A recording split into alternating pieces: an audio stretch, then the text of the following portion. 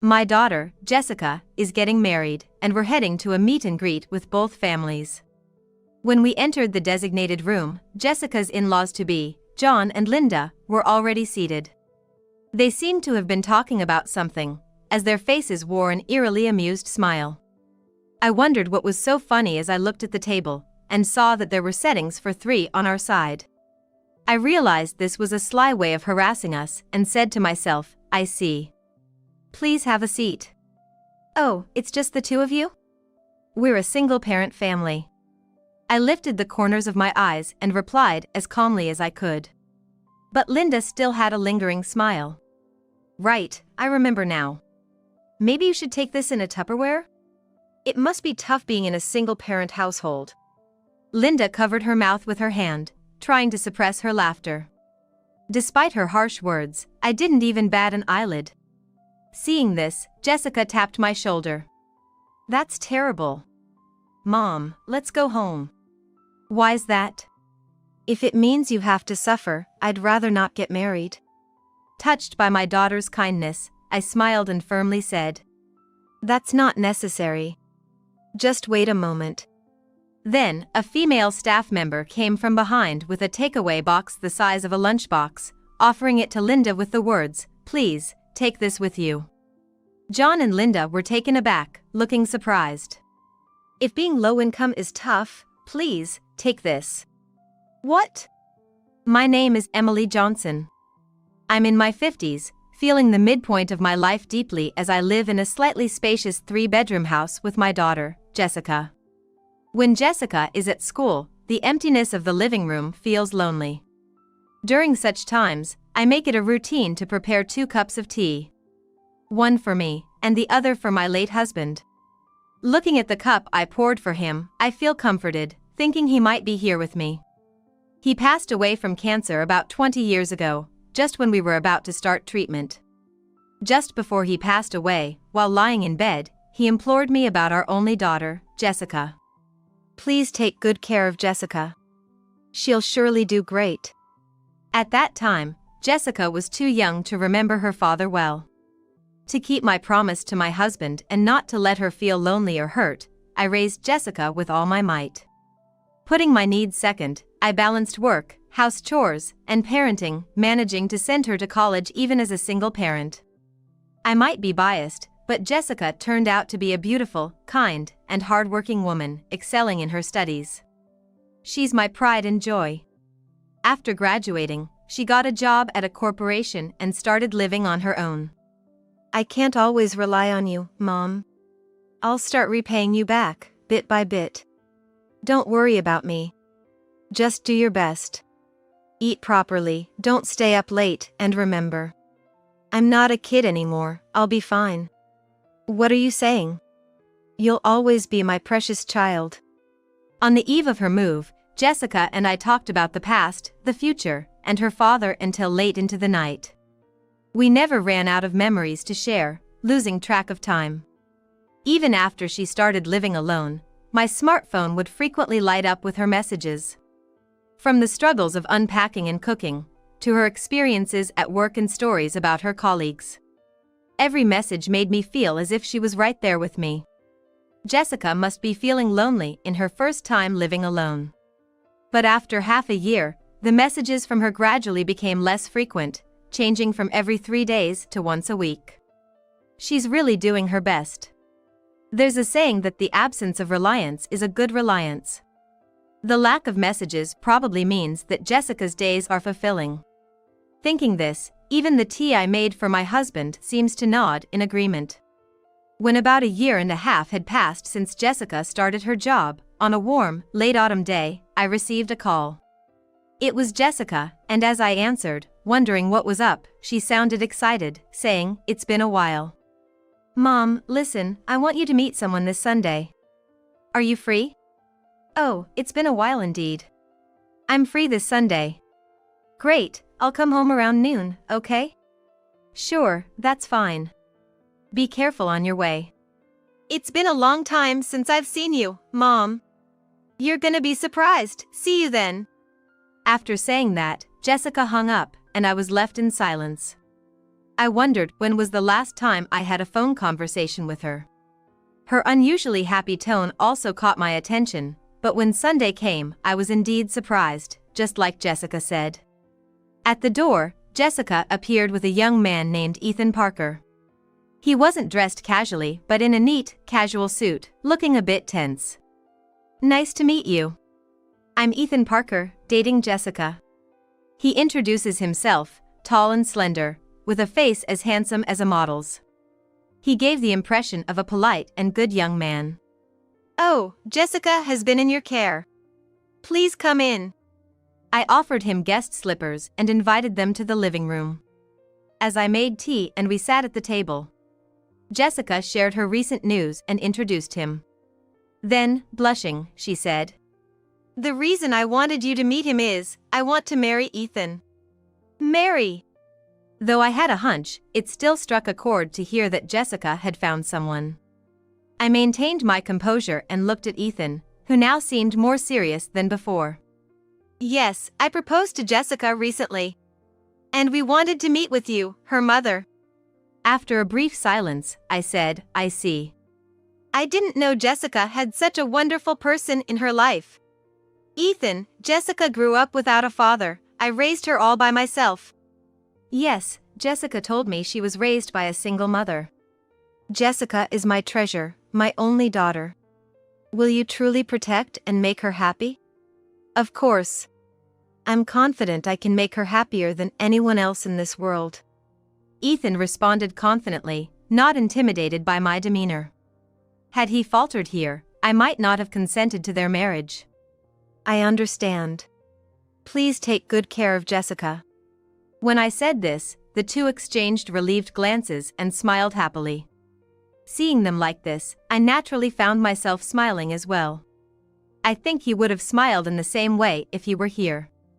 A few months after sending off a happy Jessica and Ethan, Jessica took a long break and came home. She happily talked about her work and Ethan, but occasionally, she would have a troubled expression, which worried me. When asked, she would avoid the topic and say, "It's nothing, Mom." Jessica has a habit of shrugging her shoulders when she wants to talk about something or is lying. She shrugged this time too, so I was sure something was bothering her. "Hey, Jessica, how about we visit that new cafe that just opened? This one here." I pointed to the cafe on my smartphone screen.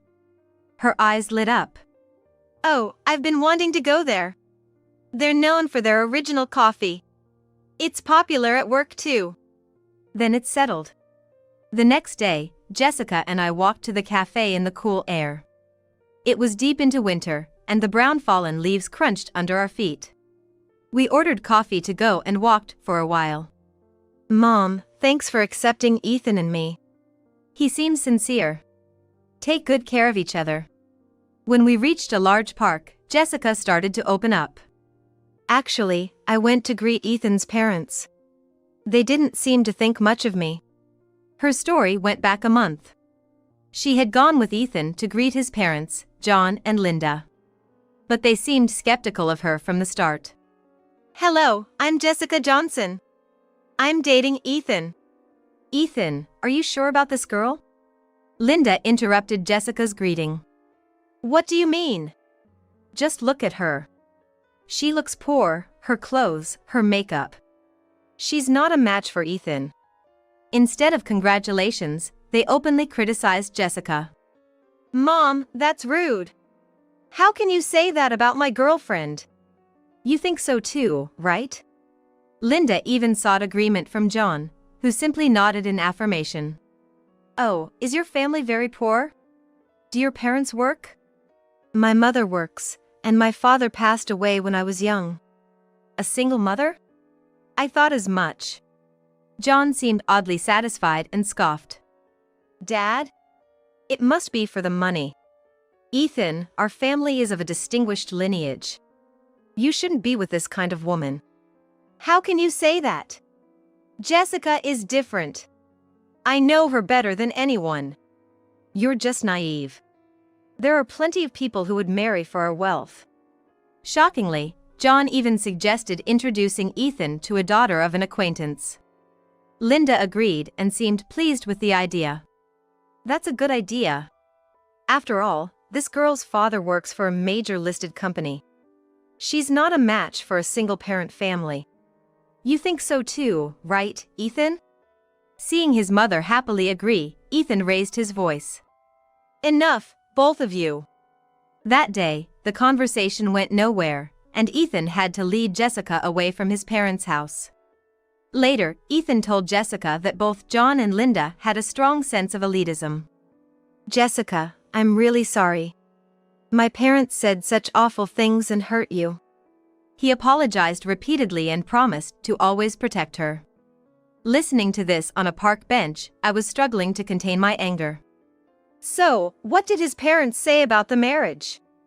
We went again last week, and despite their sarcasm, Ethan convinced them to accept us. Are you okay with that? Jessica bit her lip and shrugged.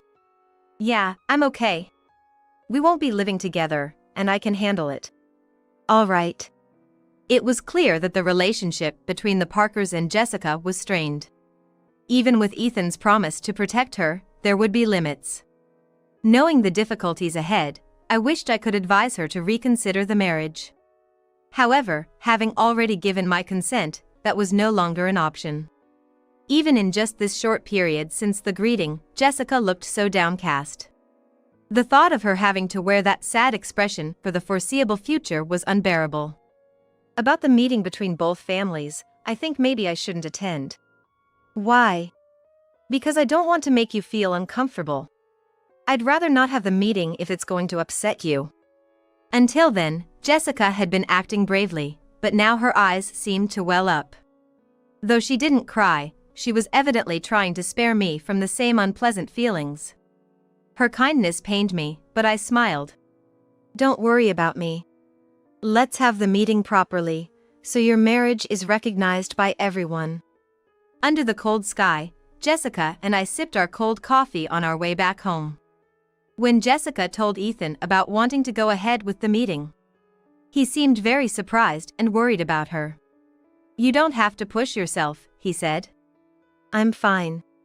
Mom doesn't mind either. If that's what you want, I'll talk to my parents about it.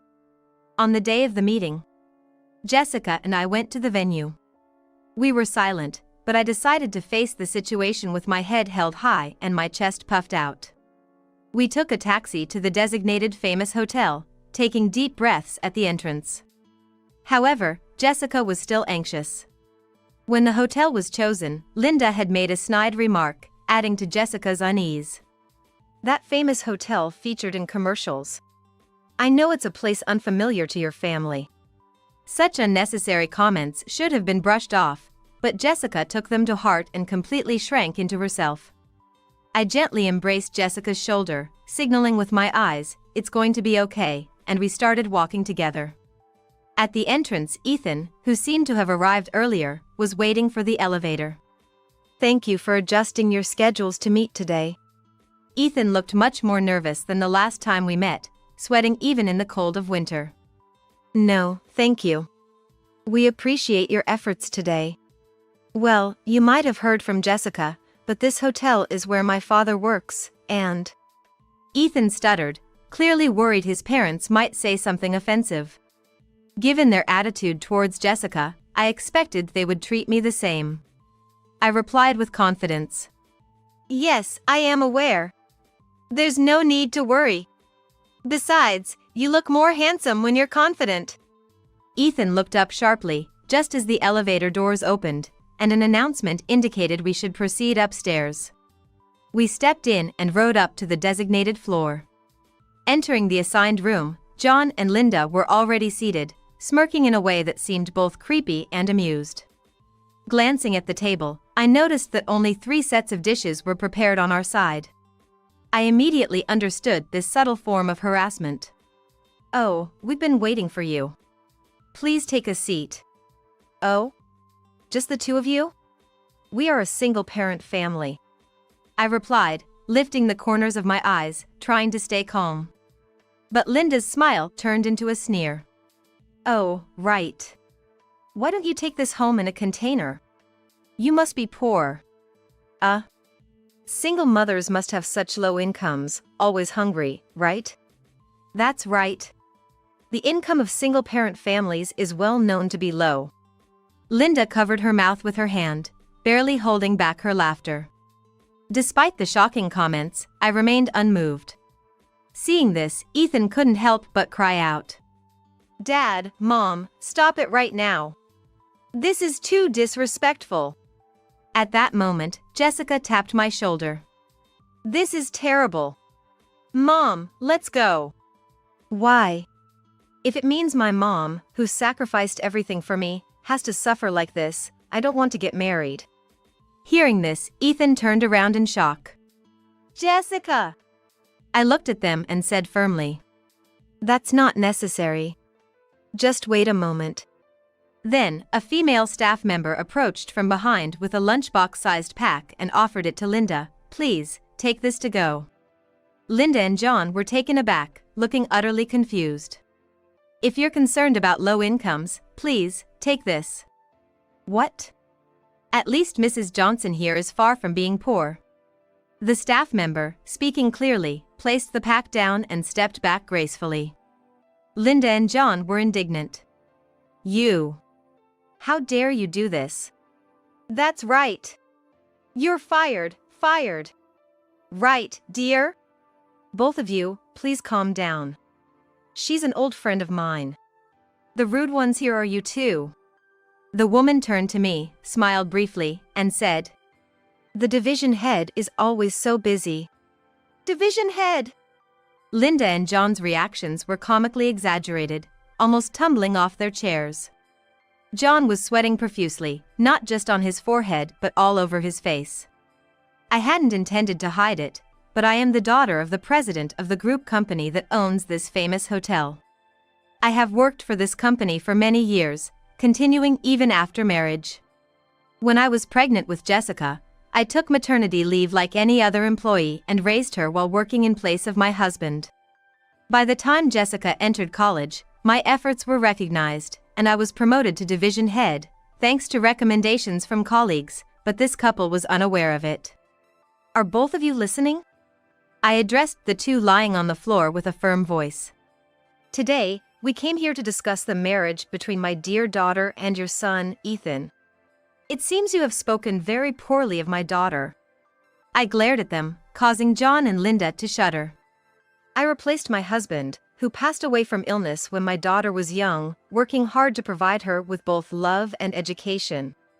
Ethan swallowed nervously. I trust my daughter and the person she has chosen.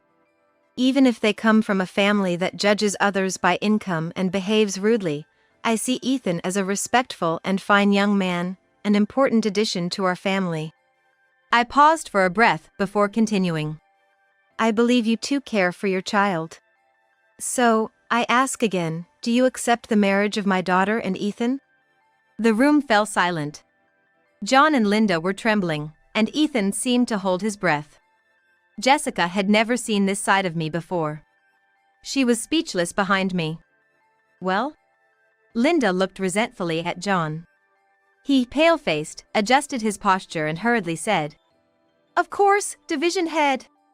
We look forward to a close relationship in the future. I am here today not as a division head, but as Jessica's mother. I firmly stated, looking at John. And if we talk about work, aren't you soon to leave this place? What do you mean? I had already investigated John's reputation within the company.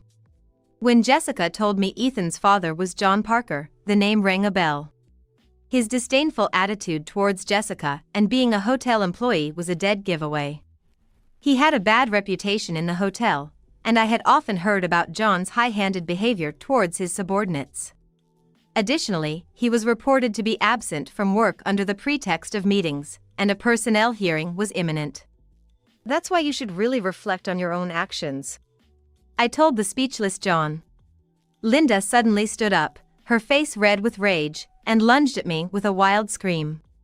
But when I easily dodged, she fell over with a groan, like a squashed frog.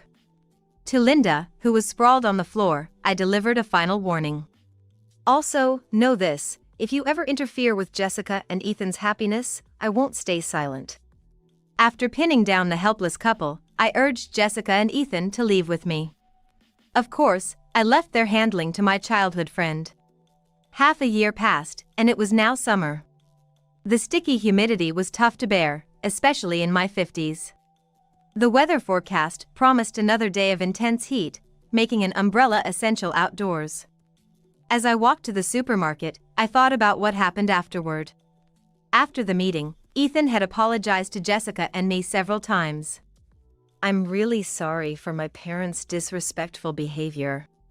He was so apologetic he even bowed to the floor, prompting me to quickly lift him up. "You don't need to go that far. Your sincerity is apparent. It's just so embarrassing. I don't want anything to do with such parents anymore." "But they are the ones who raised you, aren't they?" "No, my aunt and uncle raised me.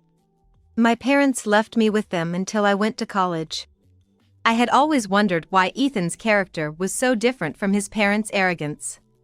It turns out his aunt and uncle, who raised him, were decent people. Recently, Ethan formally cut ties with his parents after they came begging for money. After the meeting, Linda called Ethan in a panic. "Ethan, your dad lost his job. They said it was due to job negligence." But Ethan responded indifferently. "That's tough. Don't talk like it's someone else's problem. We're out of money, you need to send us some." "Mom, I know about it. Uncle told me you have a spending habit, right?" "What are you talking about?" "If you could just get rid of that habit, wouldn't our lives be more comfortable? Please stop relying on me. That guy, always saying unnecessary things." After that, there were several more phone calls. Linda had exhausted her savings because of her spending habit, and even John's retirement fund was running low. Struggling financially, Linda and John were not only asking for money but also insisted on speaking to the division manager. They kept calling all the time, morning, noon, and night, so eventually, Ethan's patience ran out. "Both of you, just stop it. I don't want to cause trouble for my wife or mother-in-law." Saying that, he abruptly ended the call and blocked their numbers. Not only that, Ethan changed his cell phone number and moved to a new apartment with Jessica, changing their address. Of course, he didn't tell his parents, so John and Linda had no way of knowing what happened to Ethan and Jessica afterwards. This removed any disturbances in the couple's happy married life. From what Jessica told me, since then, they have been living peaceful days together. As for me, I've managed to build a good relationship with the newlyweds, having meals together 2 or 3 times a month. Also, this incident made me realize a big misunderstanding. I had been working hard to ensure Jessica didn't face hardships raising her on my own, but in doing so, I had completely stopped going on trips, which was my hobby. Jessica thought she was the reason I gave up my hobby. My efforts to spare Jessica any worry or hardship ended up making her worried about me. "Don't worry about me from now on. I want you to spend time and money for yourself, Mom." Until Jessica said that, I was enjoying living alone at home, but since then, I started going on trips on weekends. I, who loved domestic travel, started visiting places I wanted to see and places with fond memories. Strangely enough, as I worked hard in my daily job, I began to feel it's okay to spend time and money on myself. Moreover, exploring recent lodging facilities has even benefited my work. Projects have been progressing more smoothly, killing 2 birds with 1 stone. Thinking of this as thanks to Jessica, I finished paying at the store and left. Today's shopping was also for ingredients to cook dinner together with the 3 of us. Looking up, I saw Jessica coming from the opposite side. "Mom, are you okay? Don't overdo it, let me carry that for you." Jessica hurried over and easily lifted the shopping bag in my right hand. "Oh, thank you. Shall we go then?" "Yeah, Ethan's gonna come right after he finishes work. He's been looking forward to your summer vegetable curry," Jessica said, smiling sweetly. "I'll have to make plenty then." Recently, there was happy news. Jessica is pregnant. This made not only me and Ethan happy, but Jessica as well. I'm secretly planning to send clothes and toys for the grandchild, keeping it a surprise for the two. Though I wonder if it's too early, I know the child will be here before we know it. I'm already eagerly awaiting the day I can meet this new life. I'm Mary, 42 years old. 10 years ago, I married a man I met at work. He was divorced with a child, whom I've raised as my own while working. During this time, my husband started his own business and, despite many ups and downs, persevered as the president until the end. My stepson turned 20 this year. He left home 2 years ago to attend a university in a neighboring state and seems to be managing well living alone. But our ordinary life changed abruptly. My husband passed away. He died of a heart attack, and there was nothing that could be done. While I was overwhelmed with grief, there were countless things to take care of, including the funeral and various arrangements, and before I knew it, the day of the funeral arrived. The funeral was a small, family-only affair, as my husband wished. His parents had already passed away, and being an only child, the only family he had by blood was our son. My parents and siblings didn't get along with my husband, so we didn't invite them. It was just me and our son at the very small funeral. Before the coffin was taken away, my son came to me in the waiting room. "What's wrong?"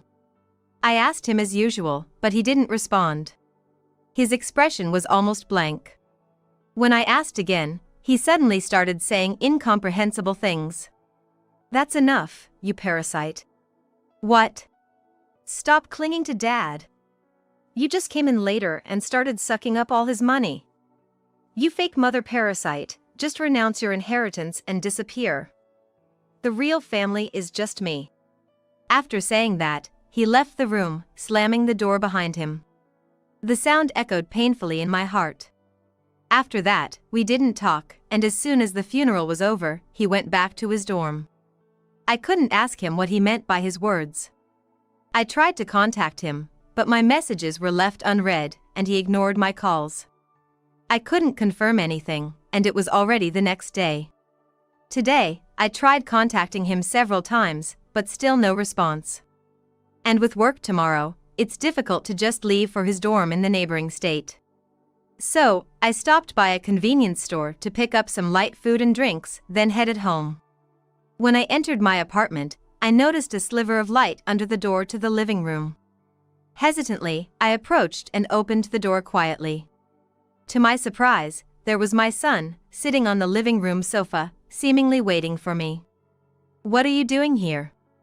After moving out for his dorm, my son only came home for the holidays, like Christmas and New Year's. Even during the recent wake and funeral, he didn't stop by here, he just went straight from his dorm and back. Ignoring my obvious confusion, my son confronted me in a calm voice, or rather, a slightly mocking tone. "Was something inconvenient for you?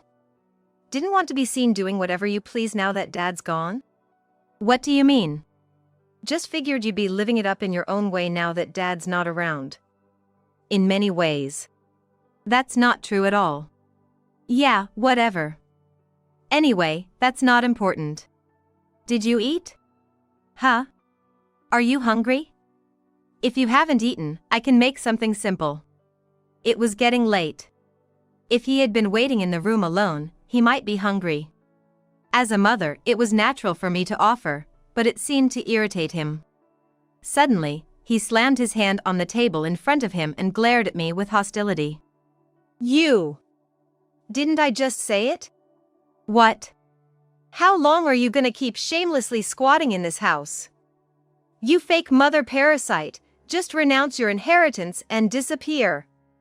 The real family is just me."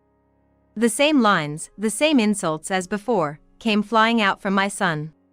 What's really going on? Did something happen? "What?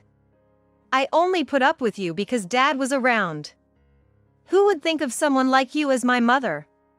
You just leeched off Dad while he was the CEO, sucking up the sweet life. Just get lost now." I was at a loss for words. Indeed, since remarrying 10 years ago, my son hardly ever turned to me for affection.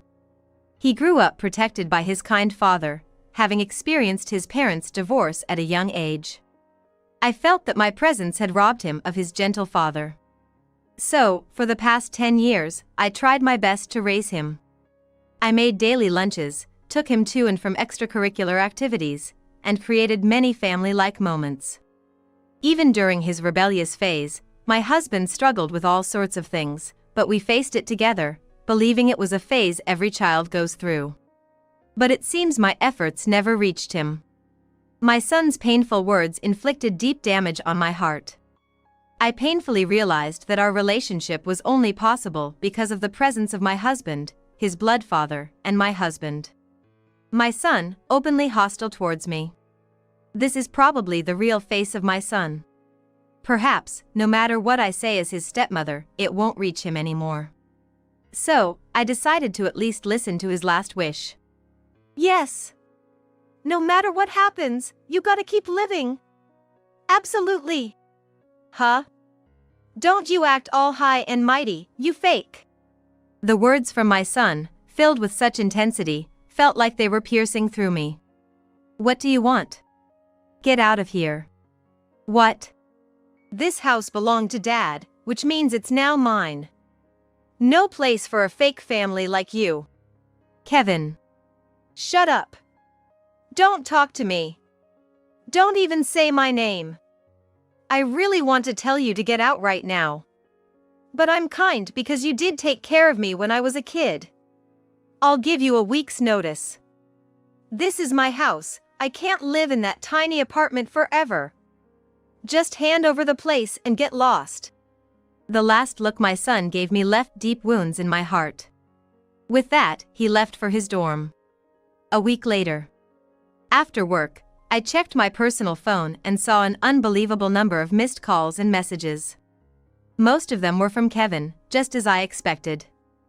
I turned off my phone for a while and headed home. After a quick dinner and a bath, I turned my phone back on after a few hours. As soon as I did, the sound of countless messages and missed call notifications wouldn't stop. I tried to go through them, and the moment I marked the messages as read, Kevin called, as if he had been waiting.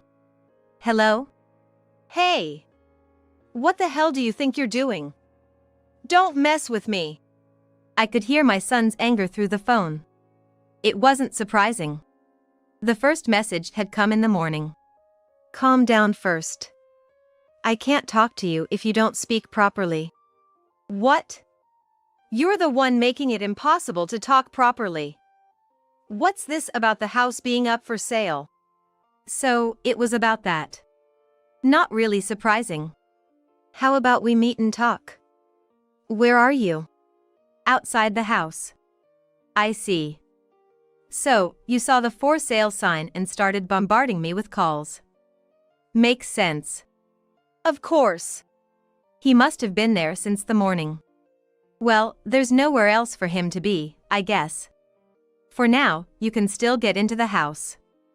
If you have the key, go in and wait. It's completely empty, though. What? The key still works? He hadn't even tried it. I suddenly remembered my husband, who had a simple and slow-witted side, just like my son Kevin. He must have tried the key after I suggested it. I could hear the sound of the door opening through the phone. He probably stepped into the entrance, relieved and slightly relaxed, judging by the deep breath I heard. Yet, he couldn't hide his emotions or embarrassment, and his voice came out harshly. Just hurry up and get here. The call abruptly ended, and I let out a heavy sigh. In the midst of my hectic daily life, having just relaxed at home, honestly, going out was a hassle. There were still a mountain of things to do. But I knew I had to have a proper conversation with my son, for various reasons. Resigned to this, I put my coat back on and headed to my former home. As I opened the unlocked door, I saw the cold hallway leading to the lit living room. Walking quietly over the chilly floor, I found Kevin sitting cross-legged in the middle of the empty living room.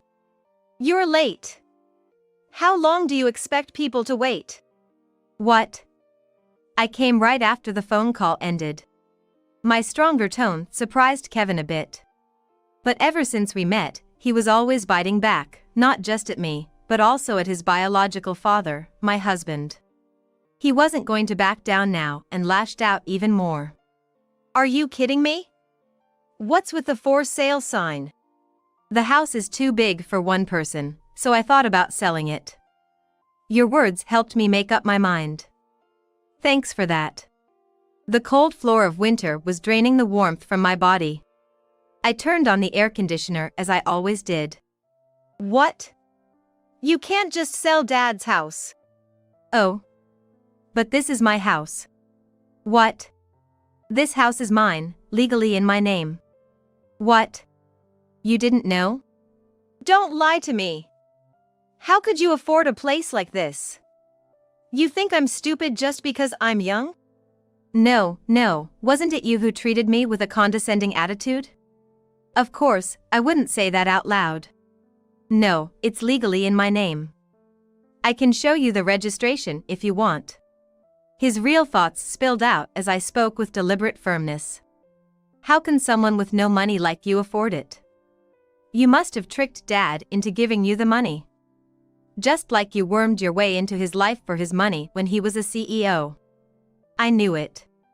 Even though my husband and I tried desperately to connect, Kevin never opened up his heart. Correctly speaking, my husband became a president after we got married. But it's true Kevin probably thought some random woman was approaching his father, who could earn enough to start a company. But that doesn't change the fact that you, his son, were freely spending his money, right? What? You thought I didn't know? You sneaked into Dad's company and stole money during your middle and high school years, didn't you? Kevin's face stiffened, not expecting me to know. In reality, it was Kevin, not me, who was siphoning off his father's money. How do you know that? I didn't at first. Your father was desperately hiding it to protect you. But eventually, there were accounting issues, and when pressed, your father admitted, Kevin has been coming to the company and taking money. Dad knew? Of course he knew. How much do you think you took from Dad's company? How would I know? $400,000. What? And I think you probably took a few thousand more. Kevin probably didn't even realize he had stolen that much. Seriously? He muttered, shaking his foot slightly. No point asking what he spent it on now. By the way, aren't you wondering how I know all this? Yeah. How do you know so much about Dad's company? You must have been up to no good. The nerve of this kid, accusing me of wrongdoing. It's only natural I know. It's my company. What? That company is mine, so of course I know about it. No way. That was Dad's company. Don't tell me you took over it. I wouldn't take over such a small company that was in huge debt. Debt? Yes. Dad's company was on the brink of collapse, so we included it under our group to turn it around.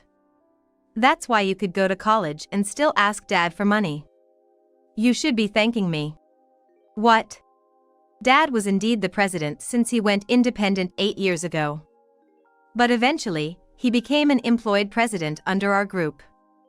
Like a salaried president. Why? Like I said, the company was in huge debt and had no way out, so we took it under our wing. But why? Your father had no business acumen. He thought he could handle it even after you stole $400,000 from him.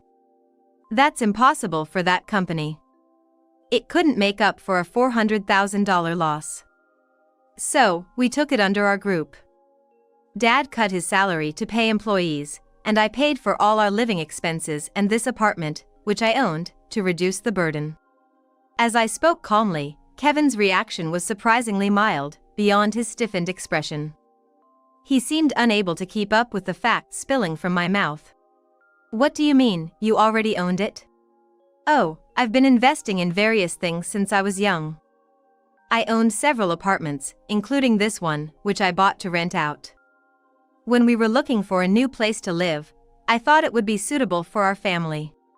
You own several apartments? Yes, real estate income. How did you have money to invest when you were young? Well, who are you, anyway? After living together for 10 years, he's finally asking. He always thought of me as just an ordinary office worker. Lack of interest is a scary thing. Living life ignoring what should be seen and known. Even the most important things, like your own family. My efforts at parenting were one-sided after all. It wasn't just Kevin's fault. The trauma of divorce in his early years, the appearance of a stepmother he couldn't accept, being tossed around by the whims of adults, these are undeniable facts. But neither my husband nor I could find the answer to what to do. We were either not allowed to find it, or we were not allowed to find it. Now, it's just a result. I need to explain this to Kevin too. I calmly laid out the facts to the suspicious Kevin. Do you know Turner Group? I'm the COO there. What? The Turner Group? Remember my maiden name? Ah. Right, Mary Turner. Daughter of the CEO of Turner Group, the heir to the Turner family. No way. I've never met your family. That's because your father avoided them. He didn't want to face them after running off with the heir to the Turner family, a divorced man. So, he avoided any meetings. What? And then, we had to include his failing company under our group's umbrella. Without even apologizing. That's probably why he lacked business skills. My husband indeed spent his last days running from the Turner family. My family wanted to meet him, but he never did until the end. That's why they weren't invited to the funeral. He was a kind man. Truly kind man. But that kindness also became a source of indulgence and escape. Then that means I'm the grandson of the Turner Group, right? That's true, isn't it? I expected you'd say that. That's why I never told Kevin this truth until now. I thought about telling him when he was in high school, but at that time, it wasn't something he could handle. He would definitely take advantage of the Turner name. In that sense, my husband keeping us distant from my family was a blessing in disguise. Kevin's recent words just confirmed it all. But sadly, you're not the grandson of the Turner Group. What? If you're my mother, then I'm the grandson. Even if you're a fake mother, that's what the family register says. Don't try to deceive me. Did you listen to what I said before? What? What did I say? I wonder if the son in front of me remembers. He looks confused, trying to recall, but it seems nothing came to mind.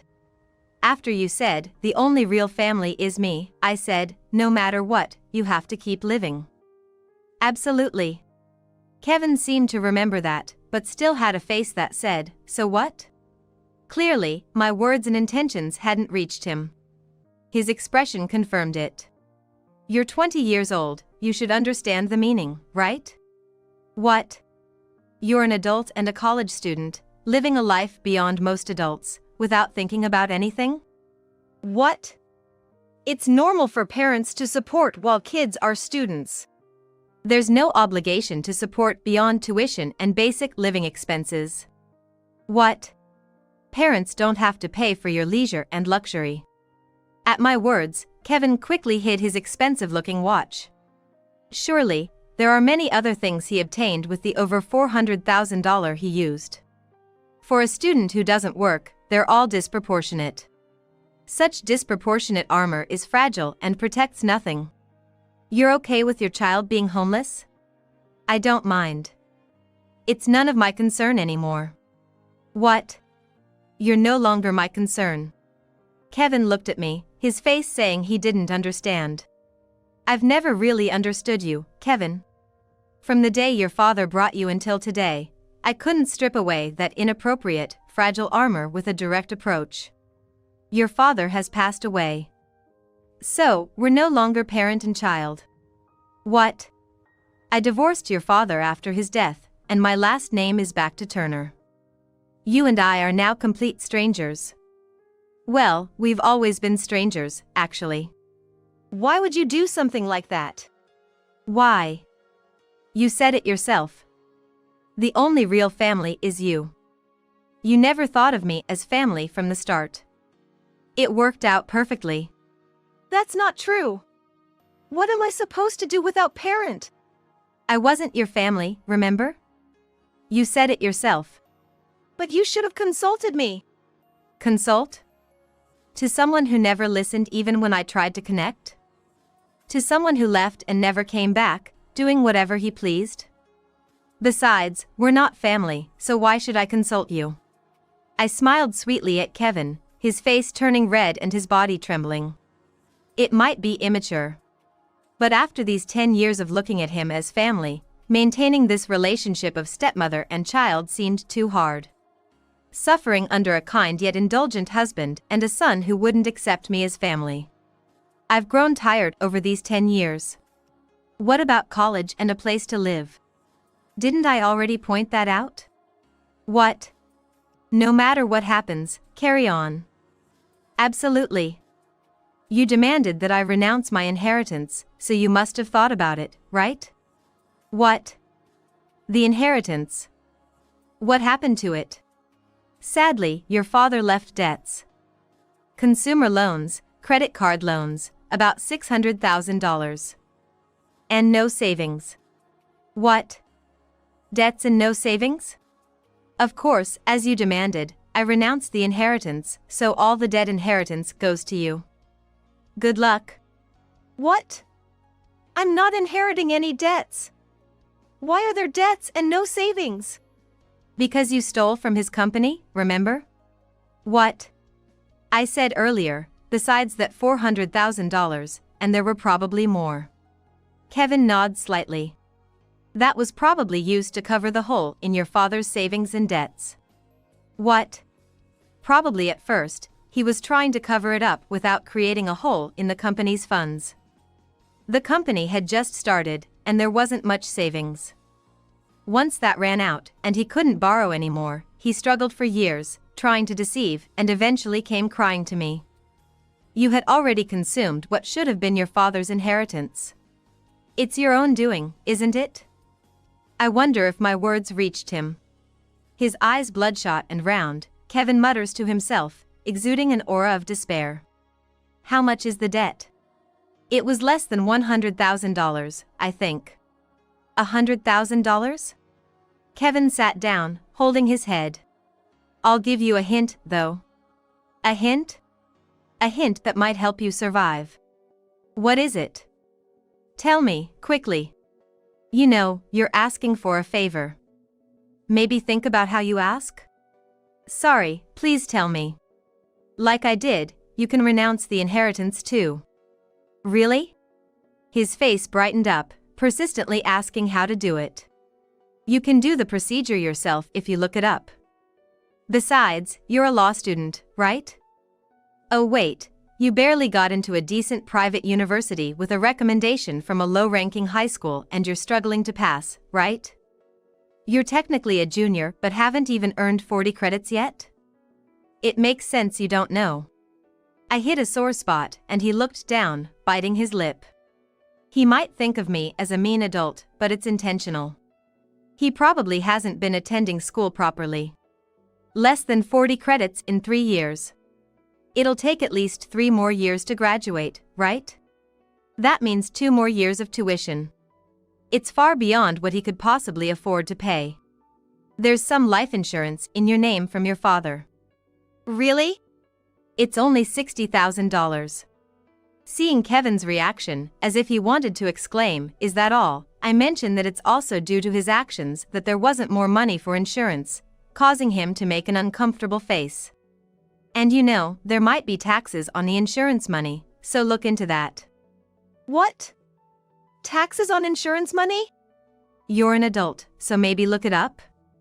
Even after taxes, it should be enough to set up a room and live for a while. If you want to continue college, apply for scholarships. Wait, set up a room? What do you mean? The apartment you're living in now. I'm canceling it at the end of this month. What? Why? It's rented under my name. I have no obligation to keep renting and paying for someone who's not my child. Can't you give me like a month's notice? What? You only gave me a week's notice. You have 3 more weeks. You're 20, an adult. You can rent a room and do anything. I'm just following through on your words. Take responsibility for what you said. This can't be happening. He looked to Pirate. But from my perspective, there's much more he could do. I wish he'd realized this. First off, why not sell those inappropriate branded items for cash? What? Like that watch you're wearing, and that bag. Do you really need them right now? I want him to think and struggle to find answers. Kevin, who has grown up indulged in his father's unconditional kindness since his mother wasn't around. He might have been awkwardly showing his neediness to me too. But there's a difference between acceptable neediness and harmful self-indulgence. Actions that hurt others and change lives are not neediness but mere selfishness. It's clear that a 20-year-old adult like him will struggle in life if this continues. I don't hate Kevin. In fact, I still think of him as my dear son. That's why I cut ties with him with the greatest love I could offer. He needs to strive on his own now. I left an envelope with necessary documents in front of the still stunned Kevin. I'm sure he will understand. With that hope, I softly stroked his hair for the first time in years and quietly left the former home. 3 years have passed since my husband's death. Every year on his anniversary, I visit his grave and update him. There, I always find beautiful blue gentians laid out. The person who offers flowers to my husband, who had no siblings or parents. I'm sure it must be the person I have in mind. The meaning of the gentian flower is consoling sorrow. Blue gentians symbolize sincerity. The same color as my husband's favorite tie. It's out of season to get these flowers now. I wonder what he thinks and where he gets them. Every year, I lay white gentians next to the blue ones. Their meaning is sincere character. Like my straightforward, kind husband, watching over Kevin from afar. After finishing my visit, I returned to the office. Even now, after 3 years, I continue my daily life as the COO of Turner Group. COO, please check this. What's this? It's the list of new employees joining our group companies next year. Oh, it's already that time of year, isn't it? Every year around this time, the list of new employees joining the group companies is brought to me. With so many companies, the list is quite long, but it's my personal wish to remember the faces and names of the young people who will be working with us. As I was flipping through the list handed over by my secretary, I came across the list from the company where my husband used to be the president. The current president of that company is really unique and capable, isn't he? You knew him from college, right? The secretary approached with a mug of coffee. Its gentle aroma tickled my nose. Yes, he's been a friend since college. He did great in another company, so I lured him over to lead. It was a great success. The company has shown significant growth since then. After my husband's sudden passing, I had to look for a new president. Given the tough business conditions, it was hard to find suitable staff. That meant there was no one suitable within the company either, leading to a tough situation. So I managed to persuade a friend of mine, who had joined a venture company with only a few employees, to join as the new president, and had grown the company to a scale of 100 employees.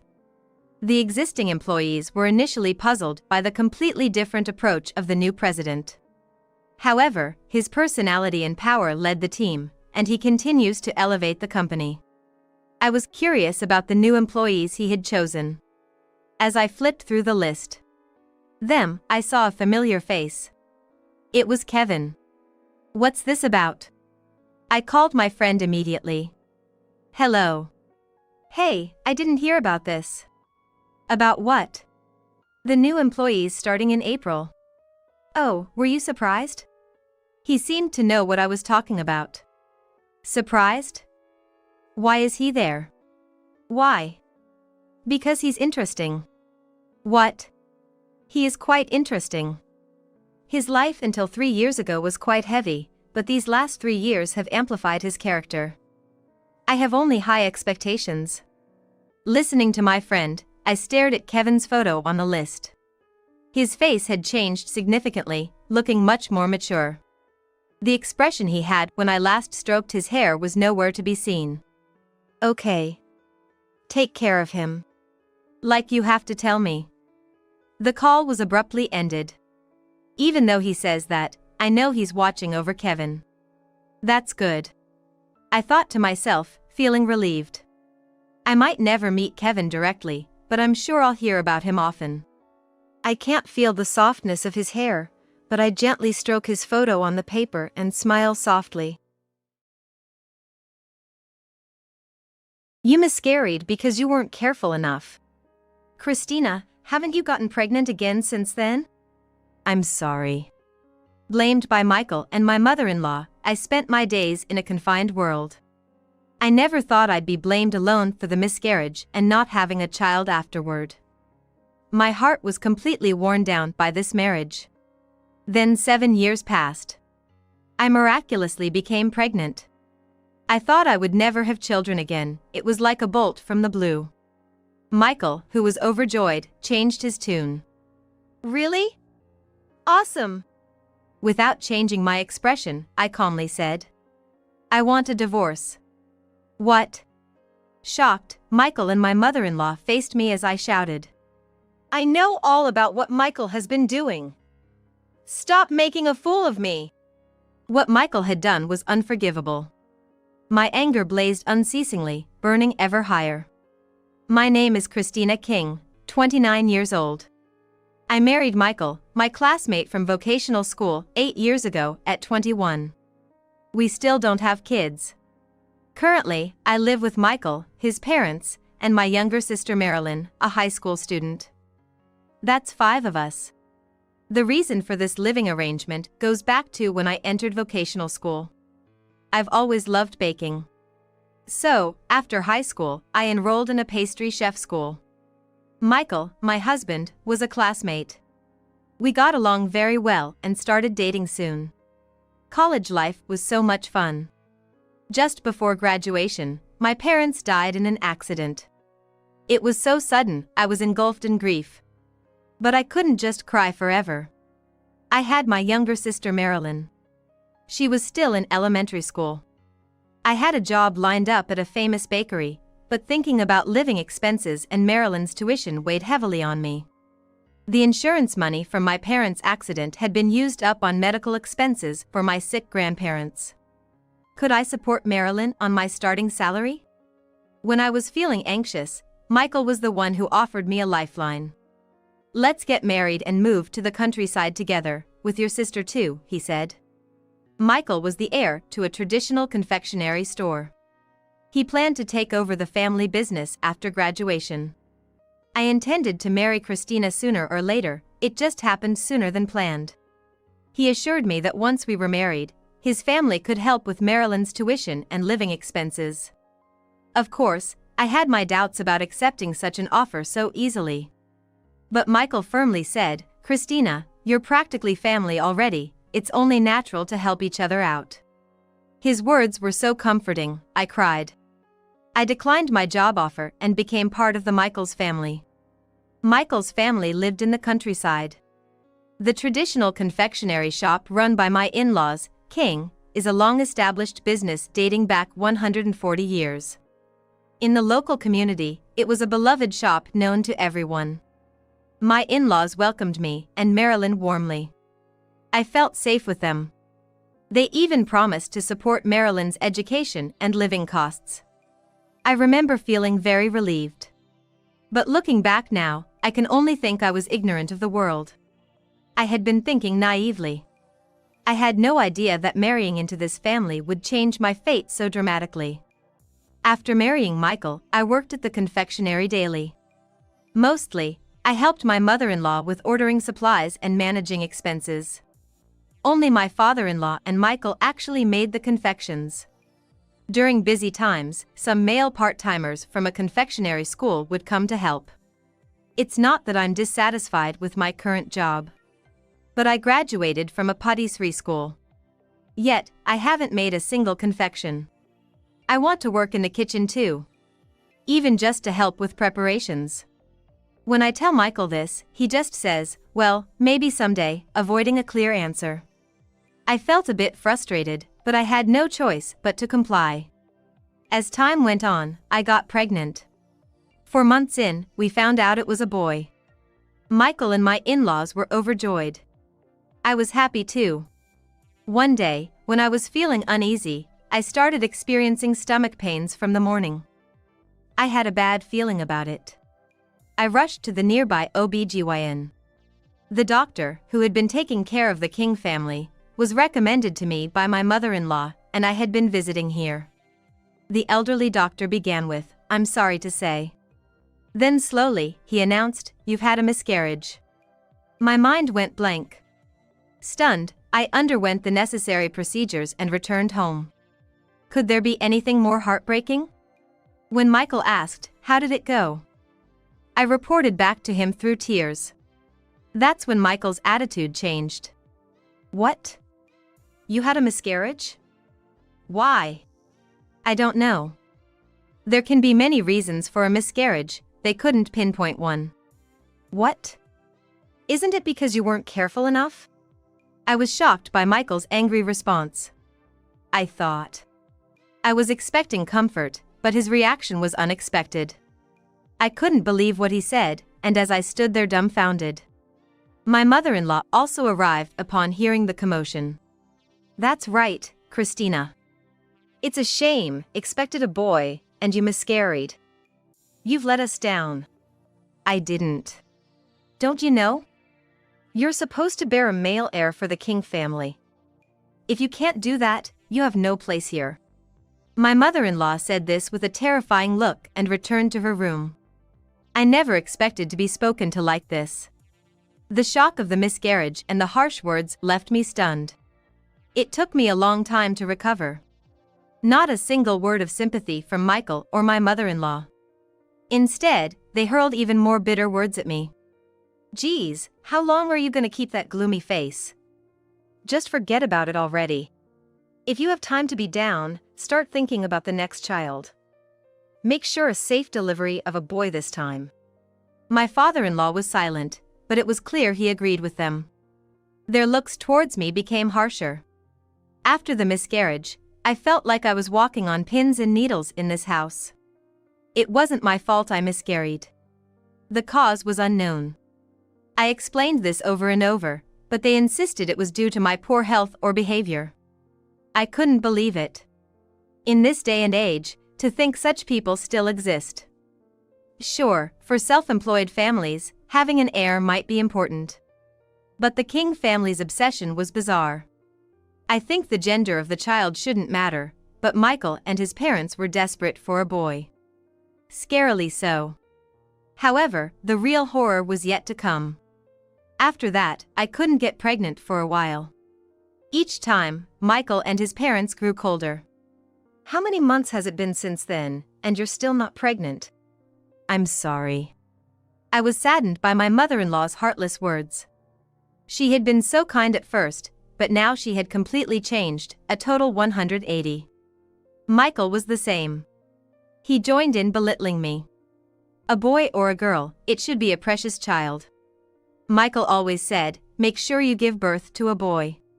He said it was for the sake of the King family's legacy, but it's absurd in this day and age to insist that the heir has to be a boy. That's what I think, but under their cold stares, I often felt down. I have to have a boy. I researched infertility. It can be caused by men too, not just women.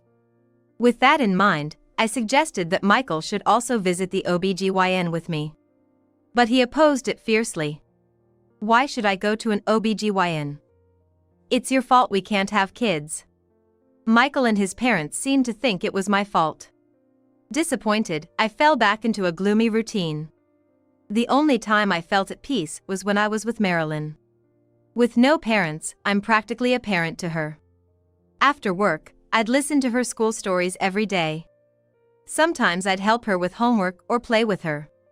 Marilyn always looked up to me, calling me big sister. She came to a strange land with me, never complained, and tried her best to adapt. Marilyn was my emotional support. On the other hand, my in-laws' attitude remained the same. I had suggested infertility treatments like in vitro fertilization, but they just gave me suspicious looks. To get pregnant through such a mechanical method is unacceptable. It must be a natural pregnancy, no less. That's my mother-in-law's catchphrase. The family that runs the traditional shop, which had been passed down through generations for a long time, but the people of the King family had outdated ways of thinking. I sighed. It's too unfair to blame me alone for not having a child. I even consulted with the OBGYN. But the doctor, who's been with the King family for a long time, shared a similar view to my mother-in-law. We are strictly aiming for natural conception. We don't do in vitro fertilization, so you'll have to go to a city hospital for that. The city hospitals are too far to realistically go from here. I'm at a dead end. Unexpected stress started affecting my body. I began to experience irregular menstrual cycles, making it even harder to conceive. Then, one day it happened. I was about to go to sleep and looked at the clock. It was 11 p.m. Michael must be coming home late again. A few times a week, he comes home late. Because of preparations for the next day. I was told to go to bed first, so I had already gone to my bedroom. That night, I went to bed early. But for some reason, I couldn't fall asleep. I got up to drink some water. And passed by the living room. That's when I heard it. Michael and my mother-in-law's voices. They were back. I was about to say something, but I stopped in my tracks. What they were talking about was unimaginable. You're late. Can't help it, she wouldn't give it back. She kept asking when I'd leave my wife. I told her I'd think about it if she had a boy. Just a routine task for me to plant my seed in other women, but they take it seriously, annoying really. I had hopes when she got pregnant last time. A girl was a disappointment. Well, if it doesn't work out, we'll look for someone else. Yeah. The Kings need a boy, not a girl. And since she miscarried the boy, and hasn't been pregnant since. If she gives birth to a boy, you should leave Christina. Of course. I couldn't understand what they were talking about. It seemed from the conversation that Michael was cheating. And he was nonchalantly talking about his mistress being pregnant with a girl. I felt my legs shaking. Is this a dream? They both wanted a boy. To the extent of cheating, or rather, treating it like a task. I was so shocked, I had to leave the spot. They were secretly trying to have a child with another woman, behind my back. Both kept saying it was for the King family, but that's just an affair. Unbelievable. Do they want a boy that badly? That's when it hit me. The part-time workers dispatched from the confectionery school were always boys. There should be many women aspiring to be pastry chefs, yet they never hire women. I casually decided to ask. Why do they only accept men? Of course, I couldn't ask anyone from the King family directly. I decided to ask a boy who helps out at the shop. A student from the confectionery school who works the most during his long holidays. Hey, only boys come to help out here, right? Don't girls like this place? I asked nonchalantly, and the boy answered straightforwardly. Not at all. There are plenty of girls in my class who want to work at the Kings. But the job listings at school are for males only. Really? Didn't you know? Oh, right, Christina, you're not originally from here. This shop doesn't allow women in the kitchen. The Kings are quite traditional, believe in customs and all. The boy seemed to regret speaking too much and clammed up. But I pressed on. What customs? Tell me. He reluctantly shared. The Kings had always been succeeded by men. A few generations back, there was a time when no male heir was born, and a woman had to work in the kitchen. But for some unknown reason, the taste and popularity declined, and the Kings' business suffered. They ended up in massive debt. However, a miracle boy was born later and took over, turning the business around. Since then, there's been a superstition in the King family that if women make confectionaries, the business will fail. That's why women are no longer allowed in the kitchen. Even the part-time help positions were exclusively for men. The locals seemed to know about the King family's customs through word of mouth. So that was it. I finally understood. Michael never let me work in the kitchen. His parents' abnormal desire for a male heir. That's why they turned cold towards me after I miscarried the boy. And then that night's conversation. Desperately trying to have a boy with a woman who wasn't his wife. But isn't that an unethical act? Being unfaithful over some silly superstition. And it seemed like he planned to leave me if the mistress gave birth to a boy. What do they think of people? Treating women as mere tools for childbirth, I was trembling with anger. I wanted nothing more than to leave this house, to divorce. But there was Marilyn. Since I relied on the Kings for her tuition and living expenses, I couldn't divorce until she graduated high school. I had to endure until Marilyn's graduation. But just enduring wasn't enough. I began plotting my revenge against Michael and his parents. Time passed. Years went by, and I was now 29. I had a plan. For it, I needed to make the Kings as famous as possible. I started actively promoting the Kings on social media. Slowly, their popularity grew, and eventually, they became a nationally known store. Though an old establishment, the Kings had been only a local famous shop. Now, they were a household name, featured on TV and in magazines. Michael and my mother-in-law were happy with my work. They were still cold about not having a male child, but my success with social media and boosting the store's business had secured my place in the family. The plan was working. But I was hesitant to execute it. I owed the Kings one thing: they paid for Marilyn's tuition. But Marilyn was about to graduate. She was acquiring medical qualifications while in school. So, Marilyn had already secured a job as a medical office assistant at a small clinic. "I'm glad you got the job offer. But you chose a hospital quite far away, huh?" Marilyn answered with a somewhat somber expression. "Yeah. I wanted to be far away from here." "You mean?" "Sorry, sis. I'm grateful to the Kings for providing for my living expenses and high school tuition. But..." Marilyn hesitated. When I pressed her for more information, I learned something shocking. Apparently, Michael had tried to assault Marilyn. He said things like, "Christina can't have kids, so you have to fulfill the duty, or I'm paying for your tuition, so pay me back with your body." Thankfully, he was drunk at the time, and she managed to resist and avoid it, but the next day, he warned her, "Don't tell anyone about last night." I felt dizzy. Marilyn had kept quiet about it, considering my position. She had long known I was being blamed by them due to my infertility. "Finally, when I graduate high school, we can get away from the Kings. You don't have to stay here and suffer because of me. I'm sorry for making you endure all this." Marilyn spoke through tears. "No, I should apologize for putting you through this. If I had seen Michael's true nature earlier..." I apologized to Marilyn, crying. Unforgivable. A fierce flame of anger rose within me. It was one thing for them to involve me, but to involve Marilyn too. The Kings used the fact that they were paying for tuition and living expenses to torment us. I had been thankful and grateful when they said they would take care of Marilyn. But now, it felt like they had said it just to tie me to the Kings. I couldn't take it anymore. I had to divorce immediately. And I had to carry out my plan. That's when I decided. But then, something unexpected happened. I couldn't believe it and asked the doctor repeatedly. I was pregnant. Ever since I found out about Michael's infidelity, being intimate with him was a torment. But if I refused, he would verbally abuse me.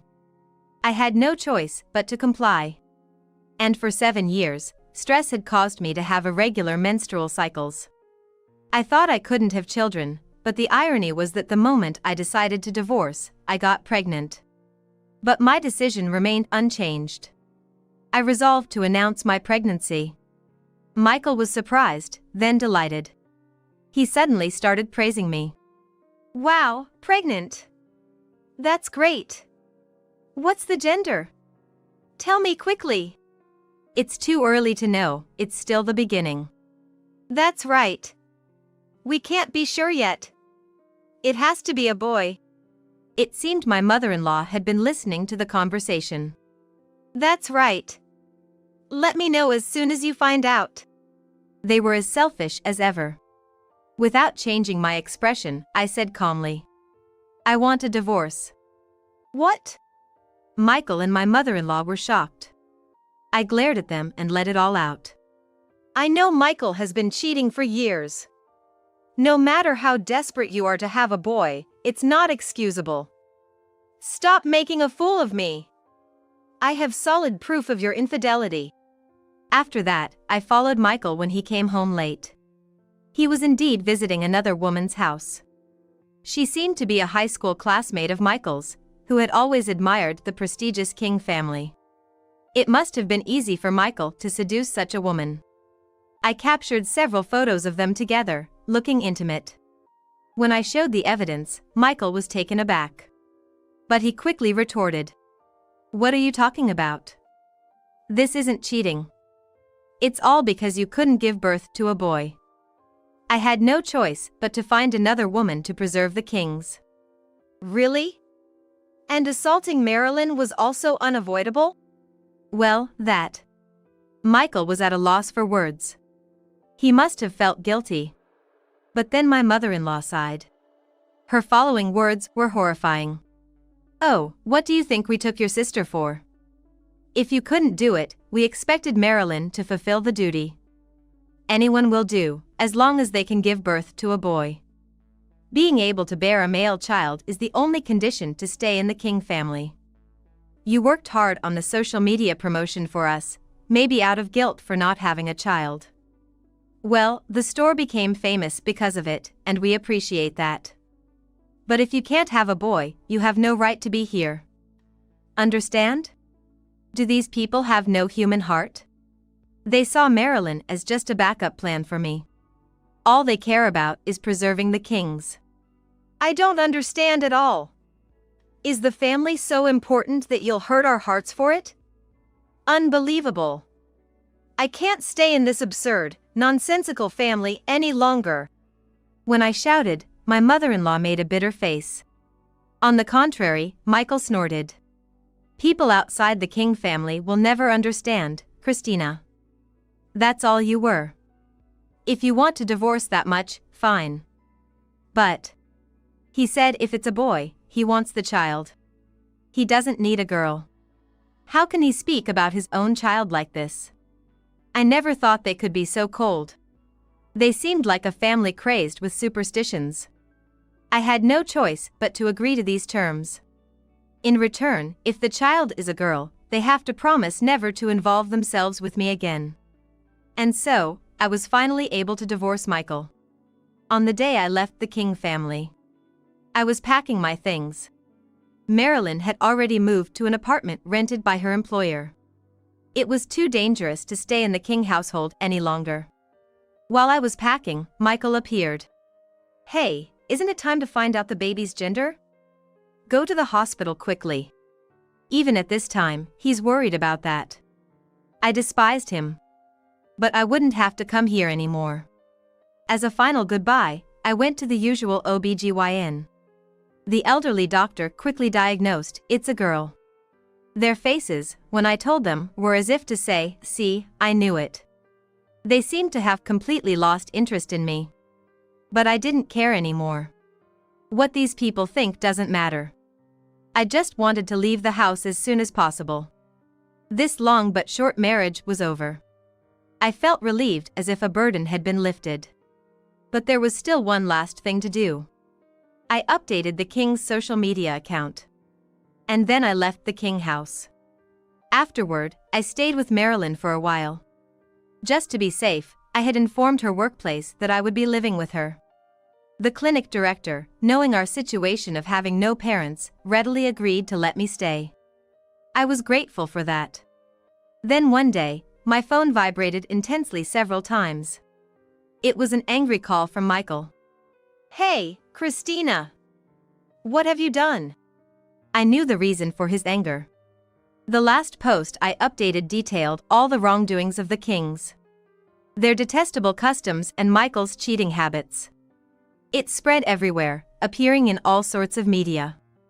As the Kings had become a famous store, they were featured prominently on TV news and the internet.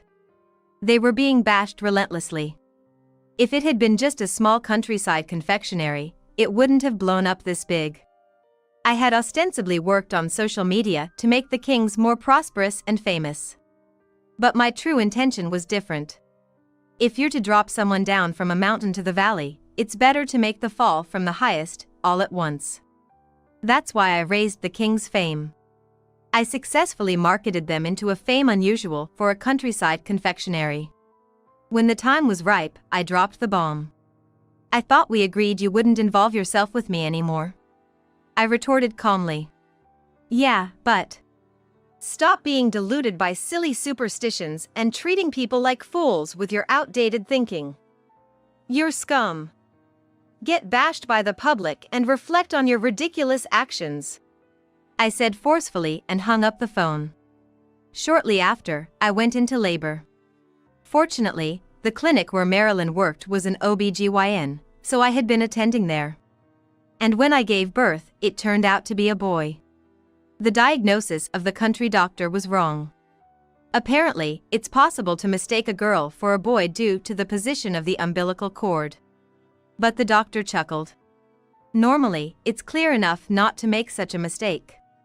That doctor was the longtime physician for the King family.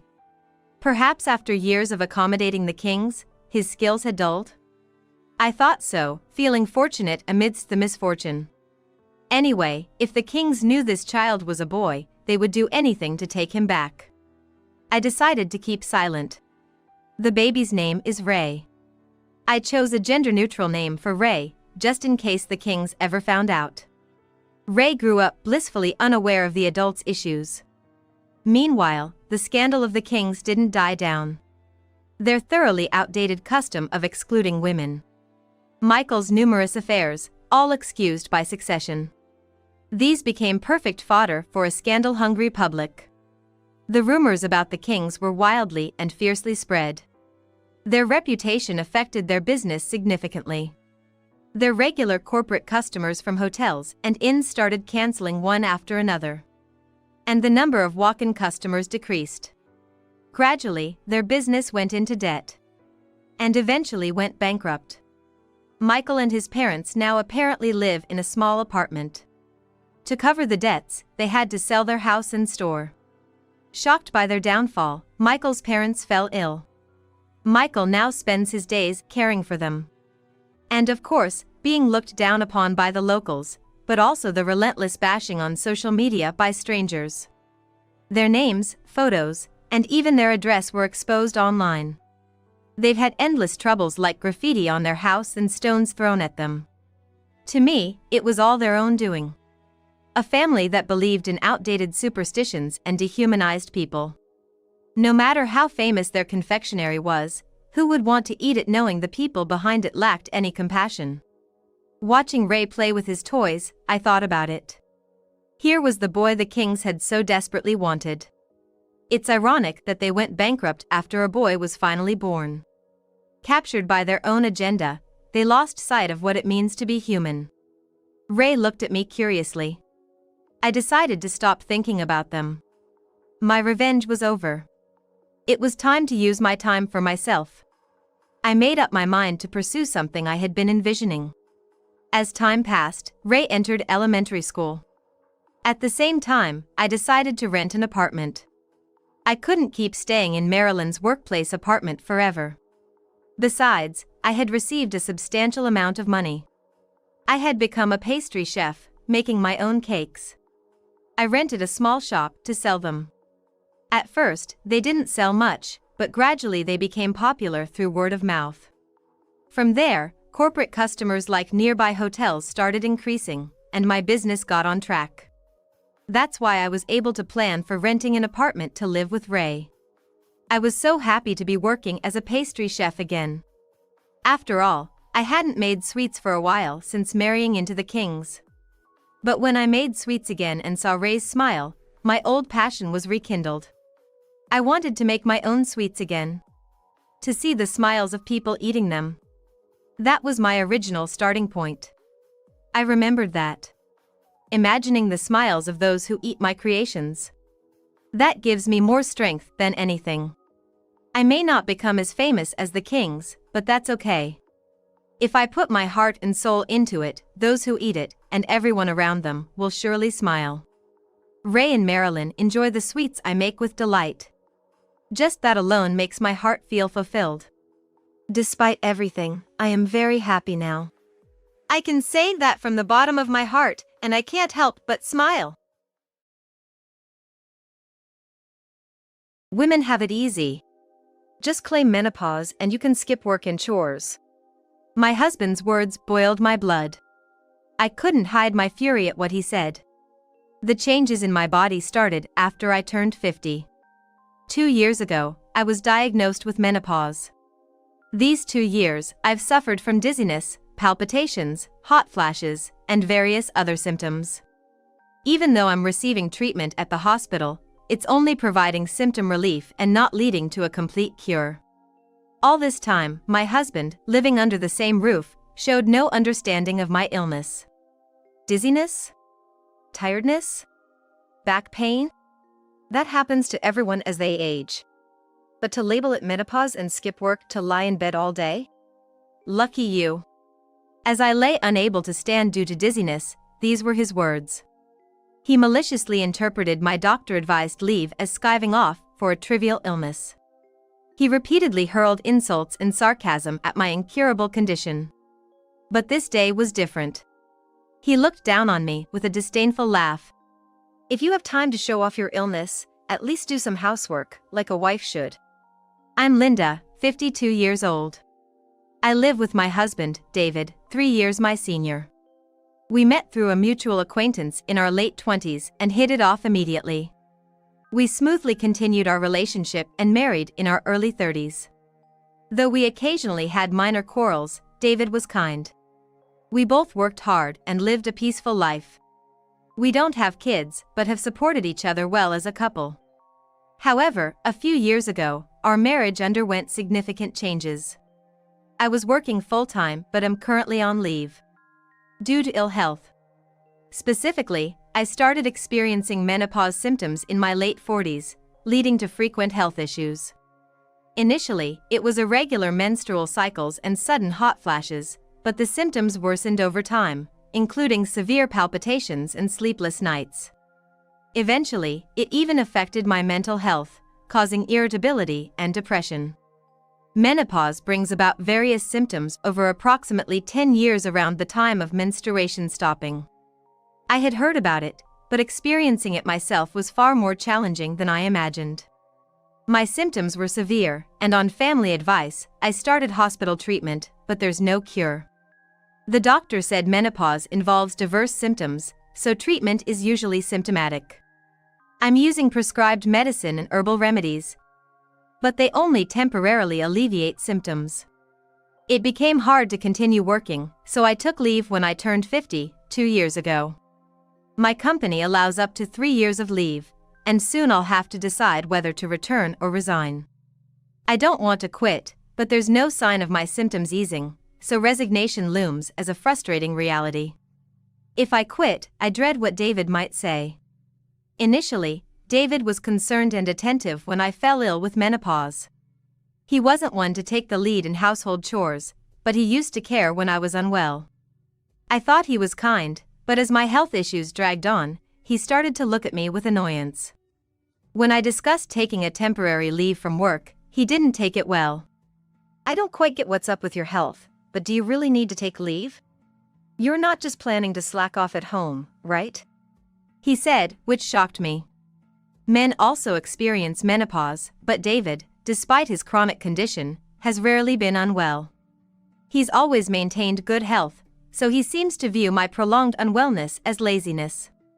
No matter how much I explain my symptoms, he never shows understanding, always saying, "What's the solution then? If one method doesn't work, find another. Why keep saying you can't heal? Find a way to get better." Continuing to work in my current state is tough.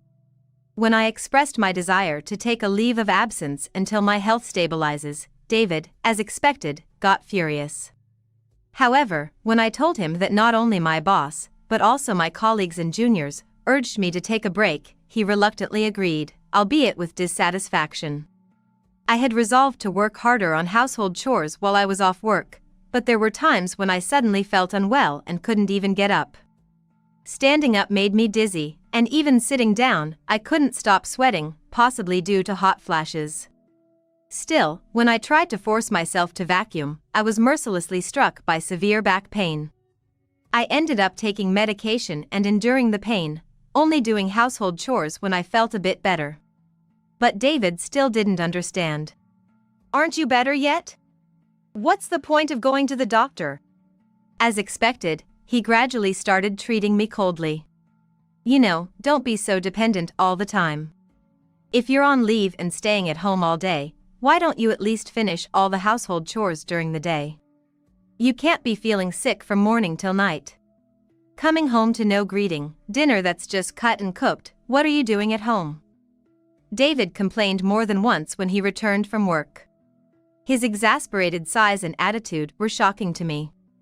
Over the weekend, when I was feeling ill and lying down, he yelled, "How long are you going to sleep? At least do the laundry."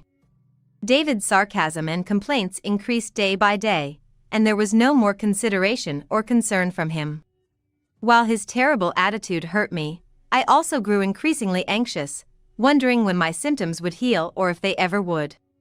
However, it was truly a blessing that my mother-in-law, Barbara, and my sister-in-law, Emily, who live in the same town, showed understanding of my condition and occasionally offered advice. Barbara is over 80 years old but has strong legs and is a very lively person who speaks her mind. My father-in-law has already passed away, and she lives with Emily and her husband. It was Barbara and Emily who first suggested I go to the hospital and even said I should consider taking a leave of absence if my condition was too severe. I'm really grateful to them, as both my parents have already passed away, for being so caring about my menopause symptoms. One day, David told me, for Mom's birthday, we're gonna have a dinner party at our place next weekend. In David's family, it's been a tradition since his childhood to have big dinner parties for family birthdays. Since marrying him, I've participated every year. Depending on the year, we've either gone out for meals or had a party at his parents' house, but this year, we decided to have Barbara's birthday celebration at our house. Naturally, I was in charge of the cooking. Barbara and Emily were supposed to come over in the evening, and Emily's husband couldn't make it due to work. "Make sure you're in good shape for the day," David said, glaring at me sharply. I won't tolerate it if it's like last year. "I understand," I replied, as I could only nod in front of David's assertive attitude. The thing is, last year, I felt ill during Barbara's birthday and missed the party at my in-laws. David seemed to think he was embarrassed by this. I still vividly remember being harshly scolded by him when he returned home, which was really tough and made me cry. So this time, I want to make sure I'm in good health for the dinner party, just as David said. However, if it were a condition that could be fixed just by wanting it, I wouldn't have been suffering for years. Hoping for even a slightly better condition, I started preparing little by little. Barbara is going to be 85 on her next birthday. Wanting to show my gratitude for all she has done for me, I vowed to put my best effort into cooking dinner for everyone that day. Since we're hosting the in-laws, there's a lot to do before the day, besides meal preparation. David is somewhat prideful, so I knew he wouldn't be satisfied unless the house was cleaned from corner to corner. I took a few days to thoroughly clean the house, all the while consulting my health. David never helps with the housework, just relaxing in the living room, but I've gotten used to that. I know some younger men nowadays do housework, but in David's generation, it's considered the wife's job. I never expected him to help, since he thinks I just loaf around the house all day. The day before the party, I finished shopping for the dinner menu and went to bed early, praying that I would wake up with mild symptoms.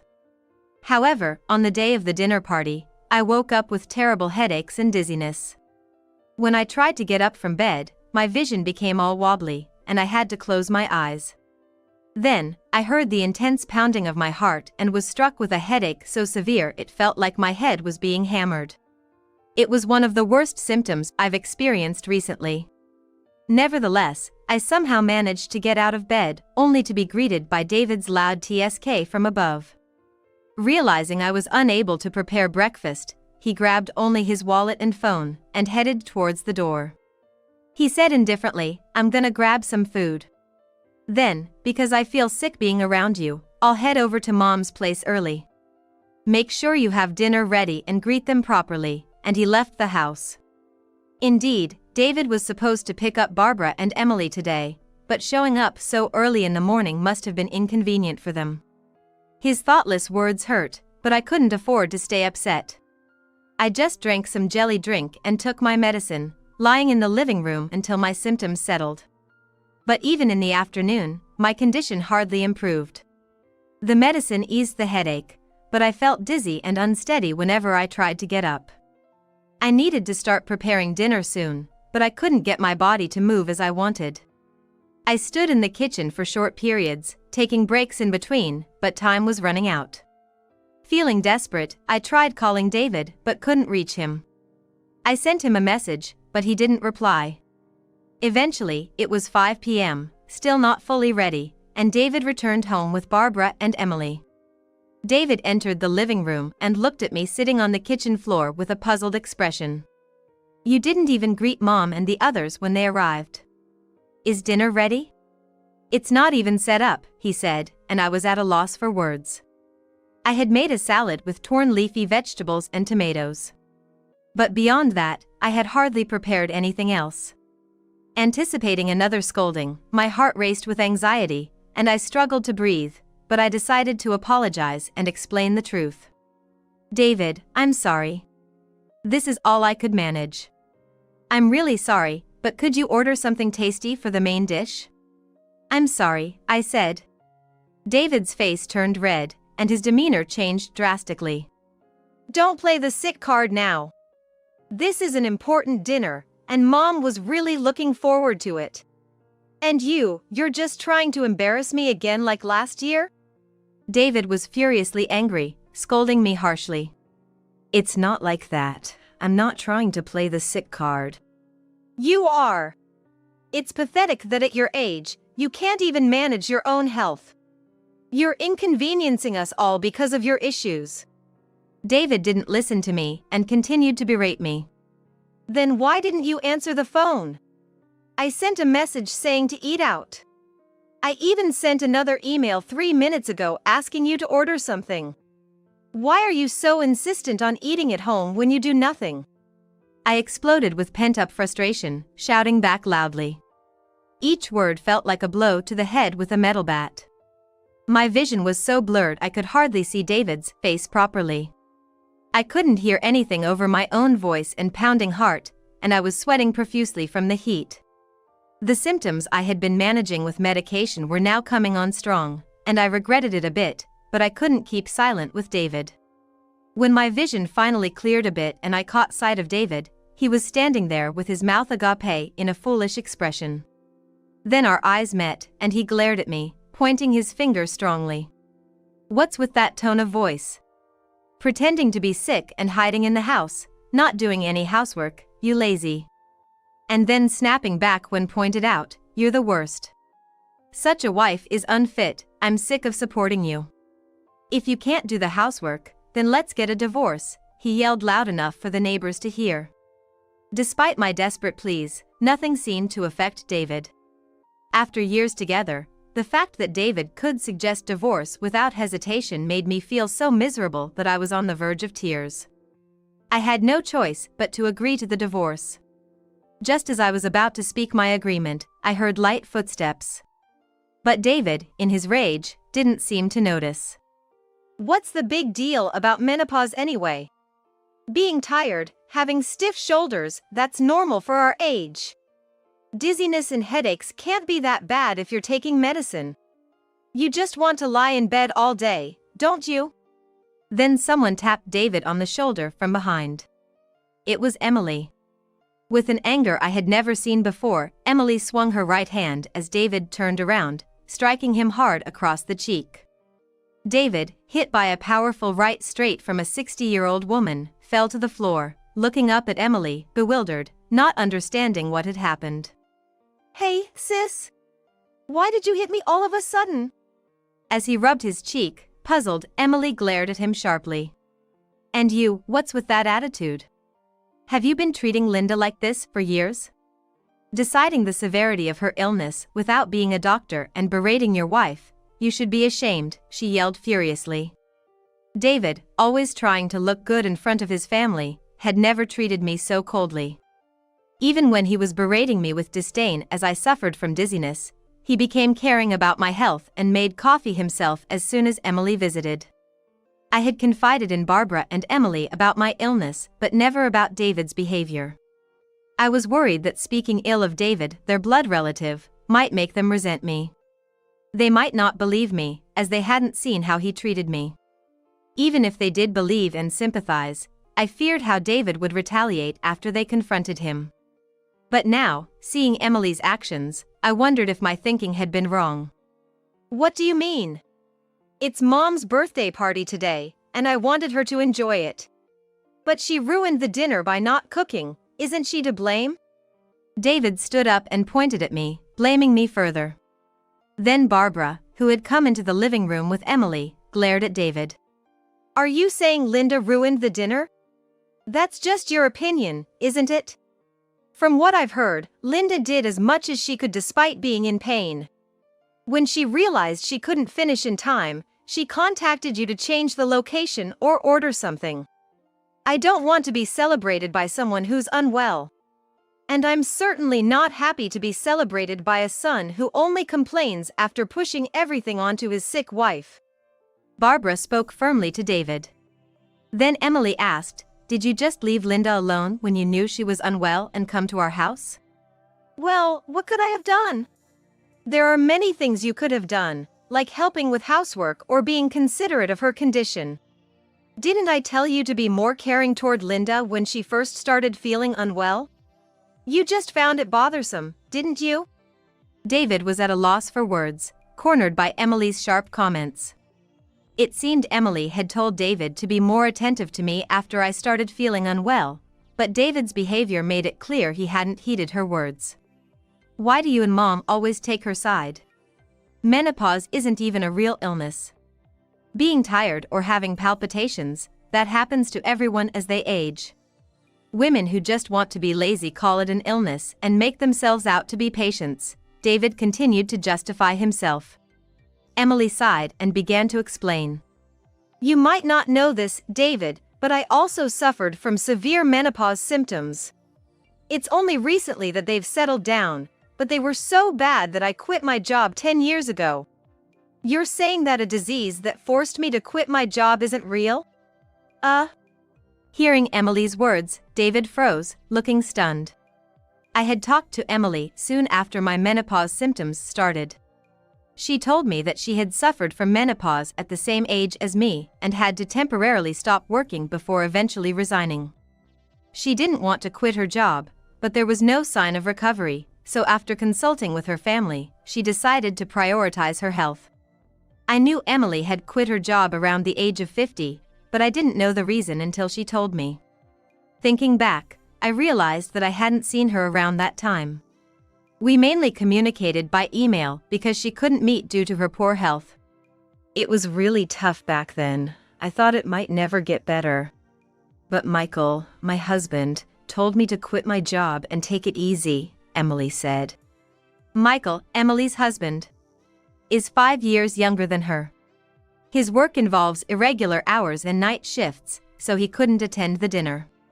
I don't see him often, but I remember him as a kind man who always asks about my health. Emily, having such a compassionate husband, desperately appealed to David. Linda isn't your servant, you know. Shouldn't a husband be more caring towards his wife? I'm sorry, sis. I knew you were unwell back then, but I didn't realize it was for that reason. David replied, sounding defensive. But Emily's expression remained stern. Right now, it's not me you should be apologizing to, but Linda. Emily stated firmly. David, looking frustrated, turned his face towards me. David loves Emily, so he generally can't go against her words. Eventually, he seemed to give in. I'm sorry. Being scolded by my sister has been a wake-up call. From now on, I'll help Linda and let's get along well, he said, looking into my eyes with a sincere tone. I thought he finally understood and felt relieved, thinking of forgiving him, when I heard, wait a moment. It was Barbara who intervened. Tired from standing, she approached the sofa with Emily's support and sat down next to me. Then, locking eyes with me, she said sternly, Linda, don't take David's words seriously. You should get a divorce quickly. What? What do you mean? I asked, surprised. Barbara began to share a past experience. Actually, I suffered from similar symptoms at your age. There was no name for it like menopause back then. From what you've told me, I think I also had menopause. I've mentioned this before, haven't I? I nodded slightly at Barbara's words. When Barbara was about my age, menopause wasn't widely recognized. And there were no treatments, let alone understanding from others. Barbara chuckled with a troubled smile and pointed at David. David used to say terrible things to me when I was suffering back then. It was around the time before he married you, I believe. He was still living at home, and he would say things like hurry up and make dinner, how long will you sleep, you're the mother, stop pretending to be sick, and such unkind words. Barbara's face looked pained, as if recalling those difficult times. Is that true? I asked David, wanting to believe in him. He awkwardly turned his face away without denying anything, indicating that what Barbara said was true. Barbara looked down painfully and said, my late husband, David's father, got angry at David's behavior back then and hit him. When he was severely scolded by his father, David said the exact same thing, that he had a wake-up call. Indeed, after that, David stopped saying anything to me. That's because he soon married you and moved out. But Linda, he treated you badly, didn't he? So, David hasn't changed at all. Even after decades, he has no understanding of someone else's illness. She spoke calmly, dismissing David's words as mere excuses. No way! Just wait a minute, I won't do it anymore, believe me. David tried to intervene, but Emily grabbed his arm to stop him. I saw it back then too. That's why I hit you like Dad did. Remember, after Dad scolded you, you were crying and apologized to Mom, saying you wouldn't do it again, that you had a wake-up call, and that it was your fault. But now, you're doing the same thing to Linda that you did to Mom. Asking to be believed after doing the same thing twice is just too convenient. There's no way we can believe you. Emily admonished, and David bit his lip in frustration. As he fell silent, Barbara grabbed my shoulders and said, that's why you need to divorce David and escape quickly. Otherwise, you'll continue to suffer. Now, with my daughter and me here, is your chance. If it's just the two of you, he'll never admit his faults. He might even get angry at you for embarrassing him in front of his parents. I felt sad to hear such words from his own mother. The thought of divorcing at this age was daunting, but hearing Barbara's story made me feel like I couldn't go on with David. I had endured his treatment, believing that once my symptoms eased, we could return to living happily as before. But it would likely just be a brief respite before things got worse again. I also felt rising anger at learning David had verbally abused Barbara in the past. Suppressing my ongoing dizziness, I stood up and, looking straight at David, expressed my intention to divorce. David shook off Emily's hand and shouted, "What, so everyone's against me now?" Everyone in the room looked at David with cold eyes. Faced with such gazes even from his family, David turned red with rage. "Fine, I get it. If that's what you all say, then I'll agree to the divorce," he said, angrily consenting to the divorce.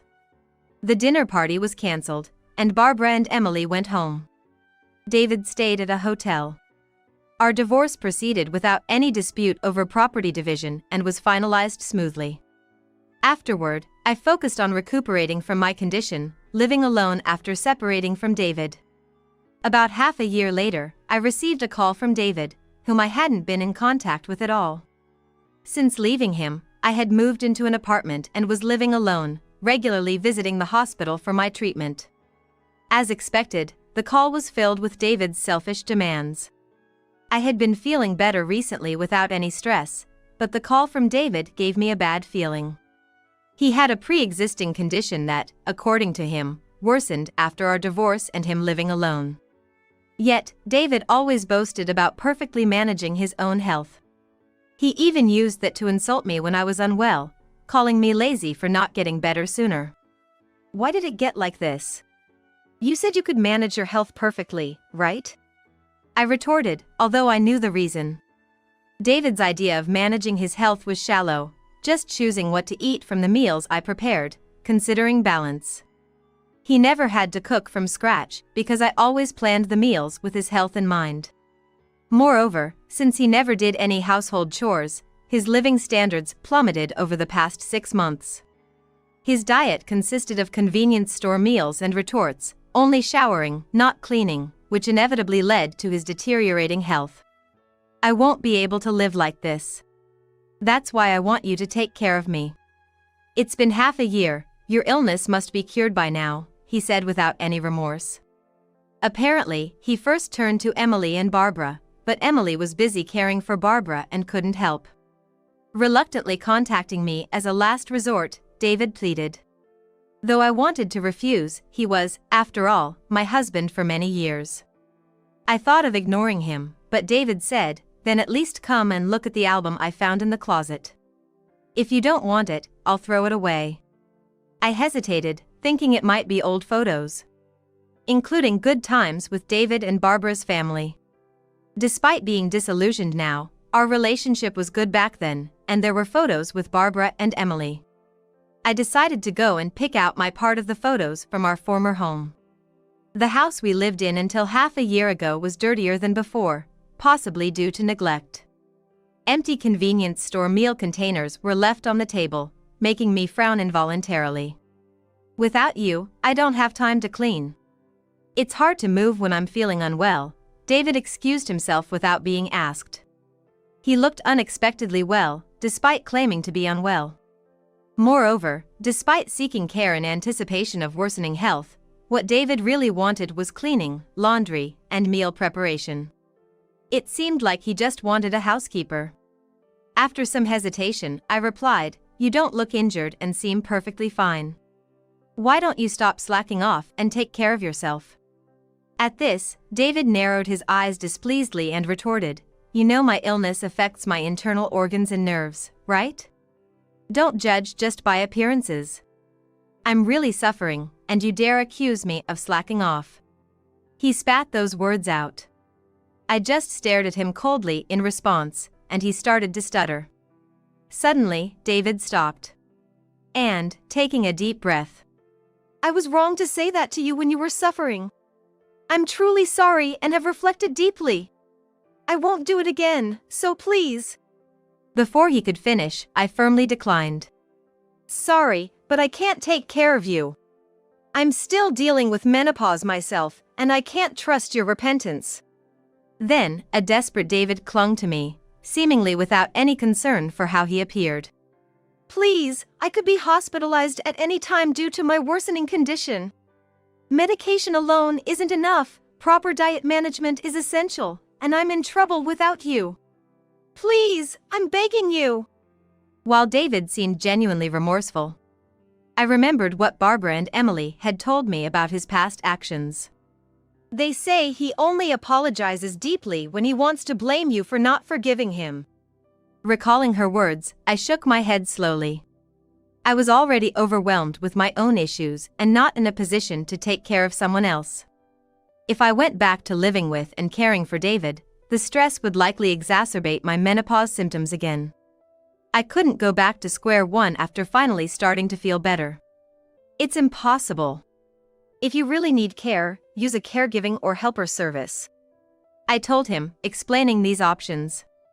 I made it clear again that I couldn't provide care and had no intention of living together in the future, then returned to my life. Later, as my symptoms settled, I resumed work after a long leave of absence. I started returning to work gradually. There was a time when I contemplated resigning, but now that I need to live on my own, I have to earn my living expenses independently. Additionally, having always found fulfillment in my job, despite the break of 2 years and a few months, I found it enjoyable once I started working again. I had no intention of reconciling with David or remarrying anyone else at the moment. However, I still kept in touch with David's family, occasionally meeting them for meals. I heard that the traditional family dinners, a long-standing custom in David's family, were discontinued after this incident. Furthermore, David apparently quit his job for reasons unknown. He claimed it was to focus on his treatment, but his visit frequency to the doctor and dietary habits hadn't changed. He had some savings from early retirement, so he seemed financially stable for the time being. Nevertheless, he appeared to be living in fear of an uncertain future due to his illness. As for me, I plan to continue cherishing my health and living a fulfilling life for the rest of my days. Please, take care of these two for me, he begged. I couldn't help but feel utterly exasperated with him. The nerve of him to ask me to even take care of his mistress was just outrageous. What? Why don't you ask your parents? What are you saying? Should I make my elderly parents take on such a burden? You're heartless. Oh, your mother-in-law would probably be delighted to help, wouldn't she? And what position are you in to be saying such things? Mark, my husband, despite being in a position to ask for help, never lost his arrogant attitude. Watching him, I couldn't help but wonder what I ever saw in him. Excuse me, coming through. Just then, a new bed was brought in next to us. I glanced over, recognized who it was, and couldn't help but scream. What? Ivy? The woman in the bed was someone I knew very well. I never imagined you were Mark's mistress, I said glaringly, and she looked away. Now, what am I supposed to do with them? We're family, so help us out, will you? While watching the two of them cling to me, begging for help, I found myself deep in thought. My name is Hazel Smith. I'm a 35-year-old housewife raising a lovely 10-year-old son, Sebastian. I have a younger sister, Ivy, who is 6 years younger, and frankly, we've never gotten along.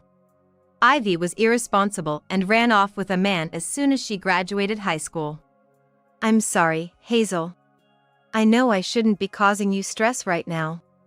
My parents lamented over Ivy's choices and made sure it didn't bring mental unstableness on me.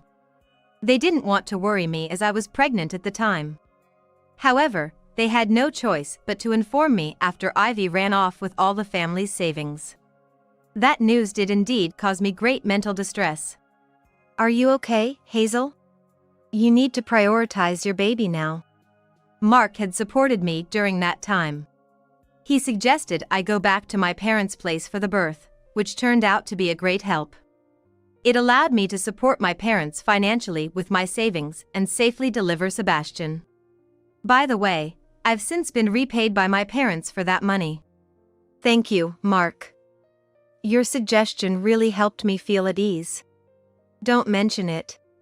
I asked you to quit your job for me, so it's the least I could do. Mark and I used to work at the same company.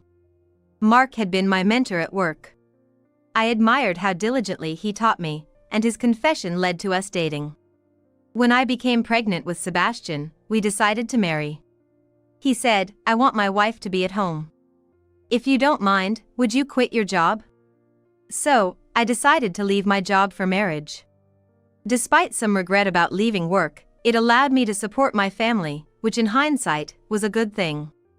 And it was good that Sebastian's birth brightened our home, which had been shadowed by Ivy's actions. Hey, Mom. Need any help with anything? Could you clean the bathtub? Sure, leave it to me.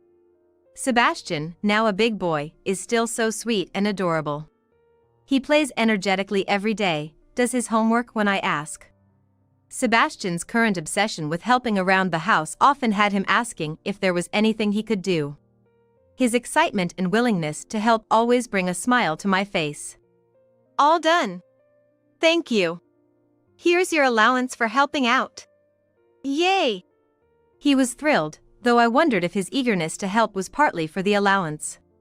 Regardless, living together as a family like this made me genuinely happy. One day, while I was busy with housework, Mark's mother called. "You haven't visited in a while. Come over this weekend and bring Sebastian. I'll prepare a feast." I'm sorry, we already have plans for this weekend.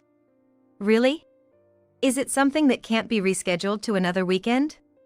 "I'll talk it over with Mark," I said, trying to dodge a direct answer. It hadn't even been a month since our last visit. I know she's not a bad person. I thought to myself. My in-laws are nice people, and I've never felt mistreated by them. However, Mark's mother adores her only son and her grandson, Sebastian. This made his parents eager to have us at his parents' house. It wasn't that I disliked going there. As a daughter-in-law, I wasn't overworked or mistreated. They treated me more like a guest, not even letting me help in the kitchen. However, being at the in-laws always required being on my toes. Sebastian takes after me, he's really bright. Good thing he doesn't take after Hazel in that regard. She was always slow at work, probably struggled with her studies too. Moreover, whenever we visited Mark's parents' house, Mark would start drinking from the daytime. He would then talk to his father in a way that belittled me. "Hazel, you need to try a bit harder." His father would hear this and, without listening to my side, would chime in. Their remarks always made me uncomfortable. There was another issue I had. "Grandma wants us to visit this weekend. What do you think, Sebastian?" "If it's Dad's mom, I don't really want to go." The issue was Sebastian's reluctance to visit. At 10 years old, he finds his grandparents' house boring.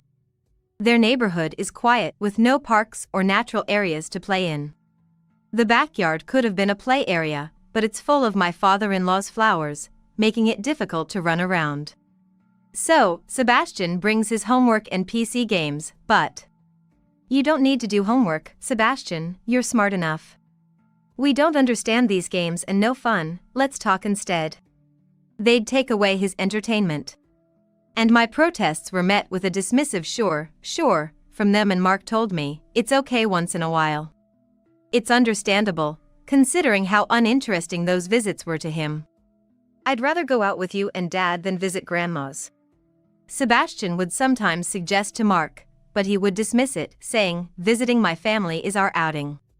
Even when I try to advocate for Sebastian's wishes, Mark insists, catering to every whim isn't good for his upbringing. Mark claims this, but he's hardly been involved in Sebastian's upbringing. When Sebastian was a baby, Mark used my stay at my parents' house as an excuse to visit only occasionally. He left all the diaper changes and baths to me and my parents. He probably held our child only a handful of times. When I wanted to return home, Mark would insist, it's better for you to stay at your parents' for now. At the time, I thought he was being considerate, but now I see it as his reluctance to participate in parenting. Perhaps his eagerness to take Sebastian to his parents' house stems from not wanting to deal with him himself. "Dad's just not interested in me," Sebastian said, echoing the sentiment about Mark. Hearing this, I couldn't help but feel troubled. This week, I had planned to take Sebastian to my parents' house. Therefore, I decided to talk to Mark when he returned home, hoping to somehow convince him to decline the visits. "My parents' house should be the priority. But we went there almost every weekend last month, and it's only been a couple of weeks since. We haven't been to my parents' house in nearly a year, even though Sebastian spent time there as a baby." Mark's parents often insist on our visits because they didn't get to see Sebastian much when he was a baby. We couldn't see him much then, so now we want him here, they would say. To be clear, it's not like they never saw him as a baby. They even stayed at my parents' house for about a week. The in-laws had always been merely guests in our lives. Moreover, my parents saw Sebastian only a couple of times a year since we moved back to our place. "Your parents' house is just boring for me." Enough. "We've had this visit planned for 6 months. If you prefer your parents' house so much, why don't you go alone?" "Fine, I will," he replied easily. I wonder if he really cared about our family. I tried to shake off such thoughts, but they lingered. I started working from home to prepare for situations like this. It wasn't much, but it kept me from overthinking. And it helped me save a little. If I want Mark to be more supportive, I need to try too. I thought, trying to be objective. But my efforts seemed futile. Hi Dad, Mom, long time no see. Long time no see. Wow, look how much you've grown, Sebastian. Following our plans, I took Sebastian with me to visit my parents' home. Sebastian was delighted, and so were my parents. I practiced the game you like, Sebastian. Want to play together? Really? I'd love to. Oh, but I need to do my homework first. How responsible of you. Use the living room, dear. We'll prepare dinner while you finish your homework. They said, prioritizing Sebastian's needs. The contrast with Mark's parents made me feel uneasy. What's wrong? You seem troubled. My mother noticed and said. I took the opportunity to talk to her about everything while Sebastian was with my father. Indeed, we did monopolize your time with the baby, but that was only for about 2 months after he was born, right? Besides, it's wrong to ignore Sebastian's preferences and opinions. Honestly, I'm worried that continuing this marriage might not be best for Sebastian. I understand. Talk it through with Mark, and remember, you can always come back home. We're here for you. I was grateful for her understanding. I knew my father would say the same. That was what I was thinking at the time. I'm home. I heard a voice. And as my mother and I exchanged surprised looks, a woman with a little girl entered. Ivy, is that you? Hey sis, why are you here? It was Ivy, my sister, whom I hadn't seen in 10 years. The little girl, about Sebastian's age, was hiding behind her. Ivy? Why are you here, Ivy? Our parents were visibly shocked by her sudden return. Ivy, while casually placing her bags down, said, I'm tired. Just put these in a room for me, will you? Sebastian, sensing the odd atmosphere, hurried over to me. Ivy, what have you been doing all this time? Well, I got married to the guy I eloped. To summarize her story, she got married to the guy she eloped with and had Hannah. And then she had been living as a family of 3 but returned as a single mother after getting divorced. You're causing trouble again. Don't drag us into your mess. Dad scolded Ivy as she laughed it off. The children, seeing our father's anger, looked scared. Dad, calm down. The kids are frightened. Sorry. Dad said, calming down as he saw the children hiding behind their mothers. Thinking it wasn't good to continue the conversation in front of the children, I asked Sebastian to go to his room for a while. So, Ivy, what do you plan to do now? Mom asked once Sebastian was out of the room. I'll stay here. I can't raise Hannah by myself, Ivy declared. Our eyes then turned to little Hannah. She was watching us warily. She resembled her mother in her cute features. We couldn't bear the thought of turning away my anxious niece because of her mother, so we decided to welcome Ivy for the time being. Thanks. I'll go buy some essentials for living. Wait a minute. But Ivy had already left, leaving us with a subdued Hannah and an awkward atmosphere. I'm Sebastian Smith. What's your name? I'm Hannah Johnson. Nice to meet you. I've got some games, let's play. That's when Sebastian kindly spoke to Hannah, breaking the tension. That helped Hannah to gradually let go of her caution. Following this, Ivy essentially began freeloading at our parents' house. Whenever I called, I'd hear how much she was troubling everyone. Looks like going back to our parents' house isn't an option anymore, I thought, feeling like I had lost my refuge. And now, unable to divorce Mark, I sighed. Sebastian looked up at me, concerned. Why are you sighing? One day, when I sighed, Mark asked what was wrong. I told him about Ivy, and all he said was, huh? His indifference to my worries was evident. He wasn't interested in listening seriously. Why don't you just help your sister out? Mark said to me, obviously not taking the situation seriously, and I couldn't help but feel annoyed. As I was about to retort, the doorbell rang. Ah, there she is. Ivy? I exclaimed as I opened the door, only to find my sister and niece standing there. Apparently, Ivy had gotten our address from our parents and decided to drop by. I've got something urgent to take care of. Please look after Hannah for me, she said, leaving her daughter with us before I could even respond. Wait a minute. Is that the infamous sister? I called out, but she was already gone. And Mark showed up. He watched the whole scene unfold. Yes, that's her. I'll have a word with her when she comes to pick up Hannah. Surprised by his words, I looked at Mark. I decided to let him handle it, though I was a bit surprised by his offer. Even though Ivy abruptly left Hannah with us, it meant we could avoid visiting Mark's parents' house. Sebastian kindly engaged with Hannah, and they started playing together, lightening the mood. I watched them play, wondering why Mark was in such a good mood. Hey sis. Ivy's here to pick up Hannah. I'll handle it. You stay with Sebastian. As it became dark outside, my sister arrived. Mark, who had taken care of Hannah, returned in an even better mood after dealing with her arrival. She's quite understanding.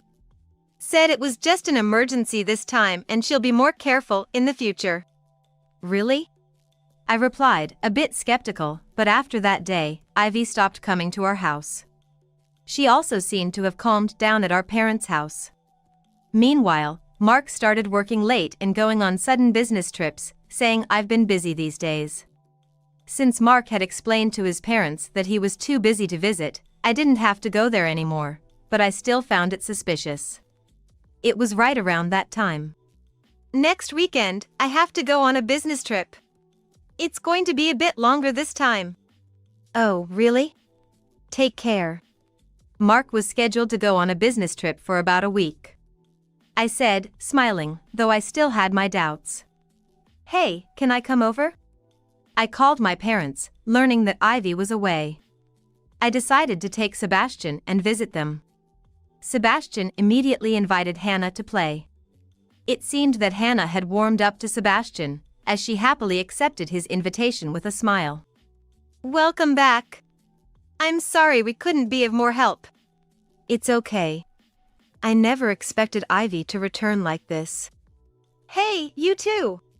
Look at the TV. Dad suddenly called us over to the television. There was news of a plane crash. How terrible.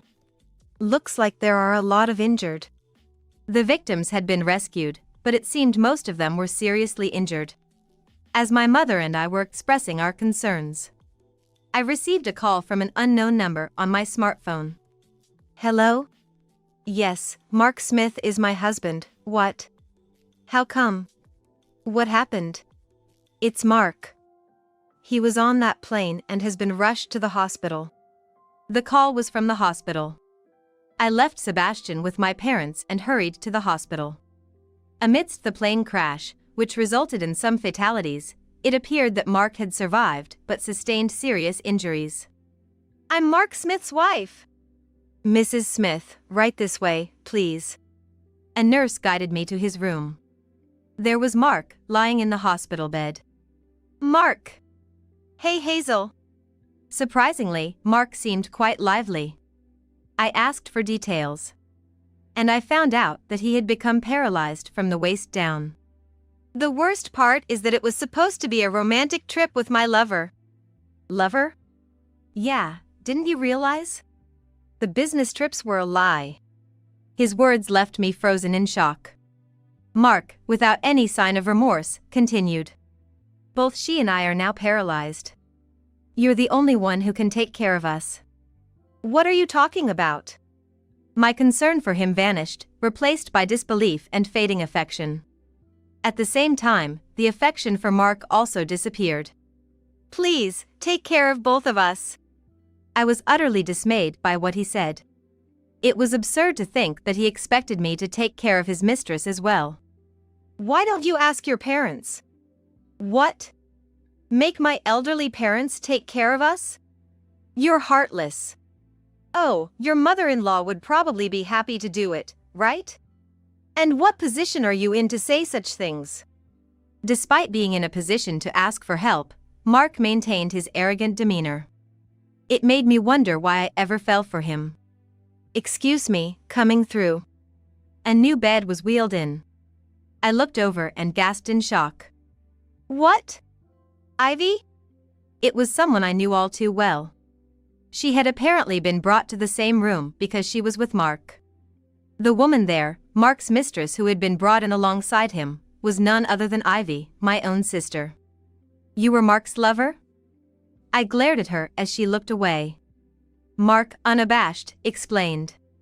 Ivy and he had exchanged contacts the day she left Hannah with us. And they had been meeting on his supposed overtime and business trips. Hearing this, my anger reached its peak. So, you two betrayed us, got into a plane crash, and now you want me to take care of you? You've got some nerve, I said, contemplating what to do next. Mark then spoke up reluctantly. We're family, so you should help us out, right? Please, big sis, Ivy added, both of them pleading with me. As they clung to me, I decided to speak my mind. I decided it was time to speak my mind. To you, family seems to be just a convenience. It's not like that. So what do you consider a family, Mark? A father who doesn't actively participate in parenting and forces his son to go places he doesn't want to? I countered, and Mark fell silent, finally realizing my anger. My gaze then turned to Ivy. You've always wanted what others had, even going as far as stealing boyfriends, making everyone dislike you. And who's always had to clean up your mess? Me and our parents. Is that your idea of family? Well, at least you two won't be able to cheat anymore. Why don't you just stay together? I suggested, both of them stunned by my anger. The nurses, who had been observing us, whispered among themselves. I'll explain things to both families. But from now on, you need to figure things out yourselves, I said and left the room. I then explained the situation to both families. My parents refused to take Ivy back, calling it her just deserts. It's enough, we can't deal with more, they said. Mark's parents, pitying their son, decided to take him in after some persuasion from his mother. Oh, and I'm filing for divorce, so don't rely on me. The in-laws pleaded with me to reconsider. It wasn't me who countered him, but Sebastian. Grandma and Grandpa are the worst. You don't care about Mom at all. His words turned Mark's mother pale. While she tried to make excuses, neither Sebastian nor I were interested in hearing more. Further investigation revealed that Mark had been unfaithful for a long time, starting around when I quit my job. The beginning of it all was around the time I left my job due to the marriage. He had suggested I take maternity leave because it made his affairs easier. The reason he wanted me to quit was that his affair partner worked at the same company, and quitting would prevent the affair from being discovered. Felt quite taken for granted, haven't I? I mused, taking the divorce papers and investigation results to the hospital. Mark and Ivy, now subdued and shunned. They, looked coldly by the nursing staff who were listening to our conversation, were taken aback when I arrived. File this. Wait! If you divorce me, the in-laws will take care of you, I replied, ignoring their pleas and proceeding with the divorce. I then returned home with Sebastian. Now, the problem is, left at our family home was Hannah. She was a victim in all this. So I discussed with my parents. Then my parents hired a detective to find Hannah's father. We eventually located Silas, Hannah's father, and arranged a meeting. Thank you for contacting me. I've always been concerned about my daughter, Silas said. It turns out that he and Ivy had divorced due to her infidelity. He had tried to claim custody, but a mediator believed the child should be with her mother. As a result, Silas lost custody. About Ivy, I explained Ivy's current situation to Silas. He apologized for any inconvenience caused. and to my surprise, he didn't seem like someone who would elope. So, I asked him about it. Actually, she first approached me using your name, Silas revealed. What? I was shocked. Apparently, Ivy had stolen my insurance card to get close to him. Ivy had deceived Silas and made contact with him under false pretenses. Then, after getting pregnant, she demanded they get married. Though I was deceived, I did love Ivy. But more importantly, I still love my daughter, Hannah. I want to take custody of her. I think it's best if you take care of her. And then, I decided to entrust Hannah to Silas's care. When Silas and I returned to my parents' house with Hannah, she greeted him with a big smile and hugged him. We'll be together from now on. Really? I'm so happy. And they left smiling. With Hannah's safety secured, we decided to move. We thought it best not to stay at my parents' house as Mark and Ivy might come looking for us. A detective told me that they actually visited the house once. I had hired a detective to keep an eye on their movements. After being discharged, Mark and Ivy, pushed in wheelchairs by Mark's parents, had tried to visit my parents' house. And they found it empty, so they ended up at Mark's parents' house. Ivy was allowed to stay there because she was Mark's lover. But the elderly couple struggled to provide care, leading to constant arguments.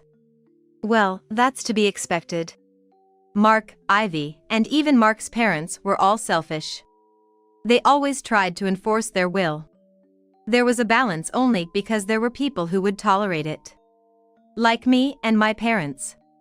We were no longer there, so conflict was inevitable. Well, it's no longer my concern. I had no sympathy for them. However, I needed to ensure everything was finalized legally. So I headed to a lawyer's office. A few days later, Sebastian and I went shopping. I'm so happy to be shopping with you, Mom. He said, his excitement evident due to our recent limited outings. As we enjoyed our time, I was suddenly approached by Ivy. Sis! When my sister called out to me, I was taken aback and froze, surprised. Seeing her struggling to push a wheelchair, I instinctively grabbed Sebastian's hand, ready to flee. Where is Hannah? Isn't Hannah with you? Ivy exclaimed. Given that her first concern was about Hannah, I decided to hear her out. We entered a nearby shop to talk. At first, I was staying at Mark's place, but Ivy was in a vulnerable position in that household. Consequently, she felt marginalized and seemed to be bearing the brunt of everyone's frustrations. Amidst this, she started worrying about Hannah. Once she started worrying about her, even though she knew she didn't have the right to see her, Ivy still longed to at least catch a glimpse of her and managed to escape from her in-laws' house. However, without a clear plan, Ivy was aimlessly wandering around the town. That's when I heard Sebastian's voice. She continued, explaining how it led her to us. She was anxious about not seeing Hannah and had approached us in her panic. Hannah is with Silas now. Ivy froze for a moment. Then she smiled in relief. If she's with Silas, she'll be fine. Have you thought about what you're going to do now? There's someone who's willing to help me. This person was a friend she met during her elopement. Her friend worked at a support facility and arranged for Ivy to stay there for a while. Apparently, she had escaped just before someone was scheduled to pick her up the next day. When I called, I got scolded for acting recklessly, but they said they would still come to pick me up. To Ivy, who said this, I presented a document. This is a list of jobs suitable for wheelchair users. What's this? I know you're going through a tough time, but I will be seeking alimony. I see you're remorseful, so I'll allow installment payments. Find yourself a job. Okay, I'm sorry. After her friend arrived, Ivy left with the friend. I thought maybe she could still turn her life around. Sorry for the delay. Let's go shopping, I said to Sebastian, and we left the shop. As we were leaving, we ran into Mark. His parents were nearby, possibly searching for Ivy, and stumbled upon us instead. What do you want? Come on, let's get back together. A family should be together, right? Stop joking. I have no intention of going back to you. Unlike my sister, Mark called out to me out of self-preservation. Disappointed by his self-serving attitude, I glared at him. I expect a lump sum for the alimony and child support. I'm embarrassed that you're my dad. Faced with our cold attitude, Mark froze. We turned our backs on him and left. In comparison, Ivy seems better. I thought as Sebastian and I focused on our shopping. Hazel! Sebastian! Mark called out, but his voice no longer reached me. Later, with the help of a lawyer, I filed for alimony against both of them. Ivy began to pay the alimony. Apparently, she was struggling with a new life and an unfamiliar job. She said she received only minimal help from the friend she had mentioned. I remember, Ivy used to be so sweet and genuine when she was little. Perhaps being pushed to her limits, she had reverted somewhat to her former self. On the other hand, Mark, who was faced with a lump sum alimony demand, also had a hard time. He eventually had to sell his parents' house and use all of their retirement funds to pay the lump sum alimony I demanded. Am I too harsh? After all, he was paralyzed from the waist down. You don't need to worry about it. Right. You simply claimed your rightful dues. My parents reassured me, sensing my slight guilt over the situation. Hannah, now living with Silas, seemed to be happy. According to Silas, she was fond of Sebastian, who had been kind to her. This news brought a smile to my face. Sometime later, I received a letter from Silas. It contained excerpts from a letter Ivy had written to him. I always wanted to be like my big sister. But I realized I could never be her, leading me to self-destructive choices. However, I truly fell in love with you, Silas, and genuinely love Hannah. The letter ended with, I don't deserve to see Hannah or my sister ever again. It seemed that Ivy would not appear before me again. It was her self-imposed punishment. Mom, can I go to my friend's house today? Sure, but make sure you come back before it's late. Even in our new home, Sebastian was making friends and enjoying school. Let's continue to live a peaceful life with our cherished family. With these thoughts in mind, I watched Sebastian energetically run off.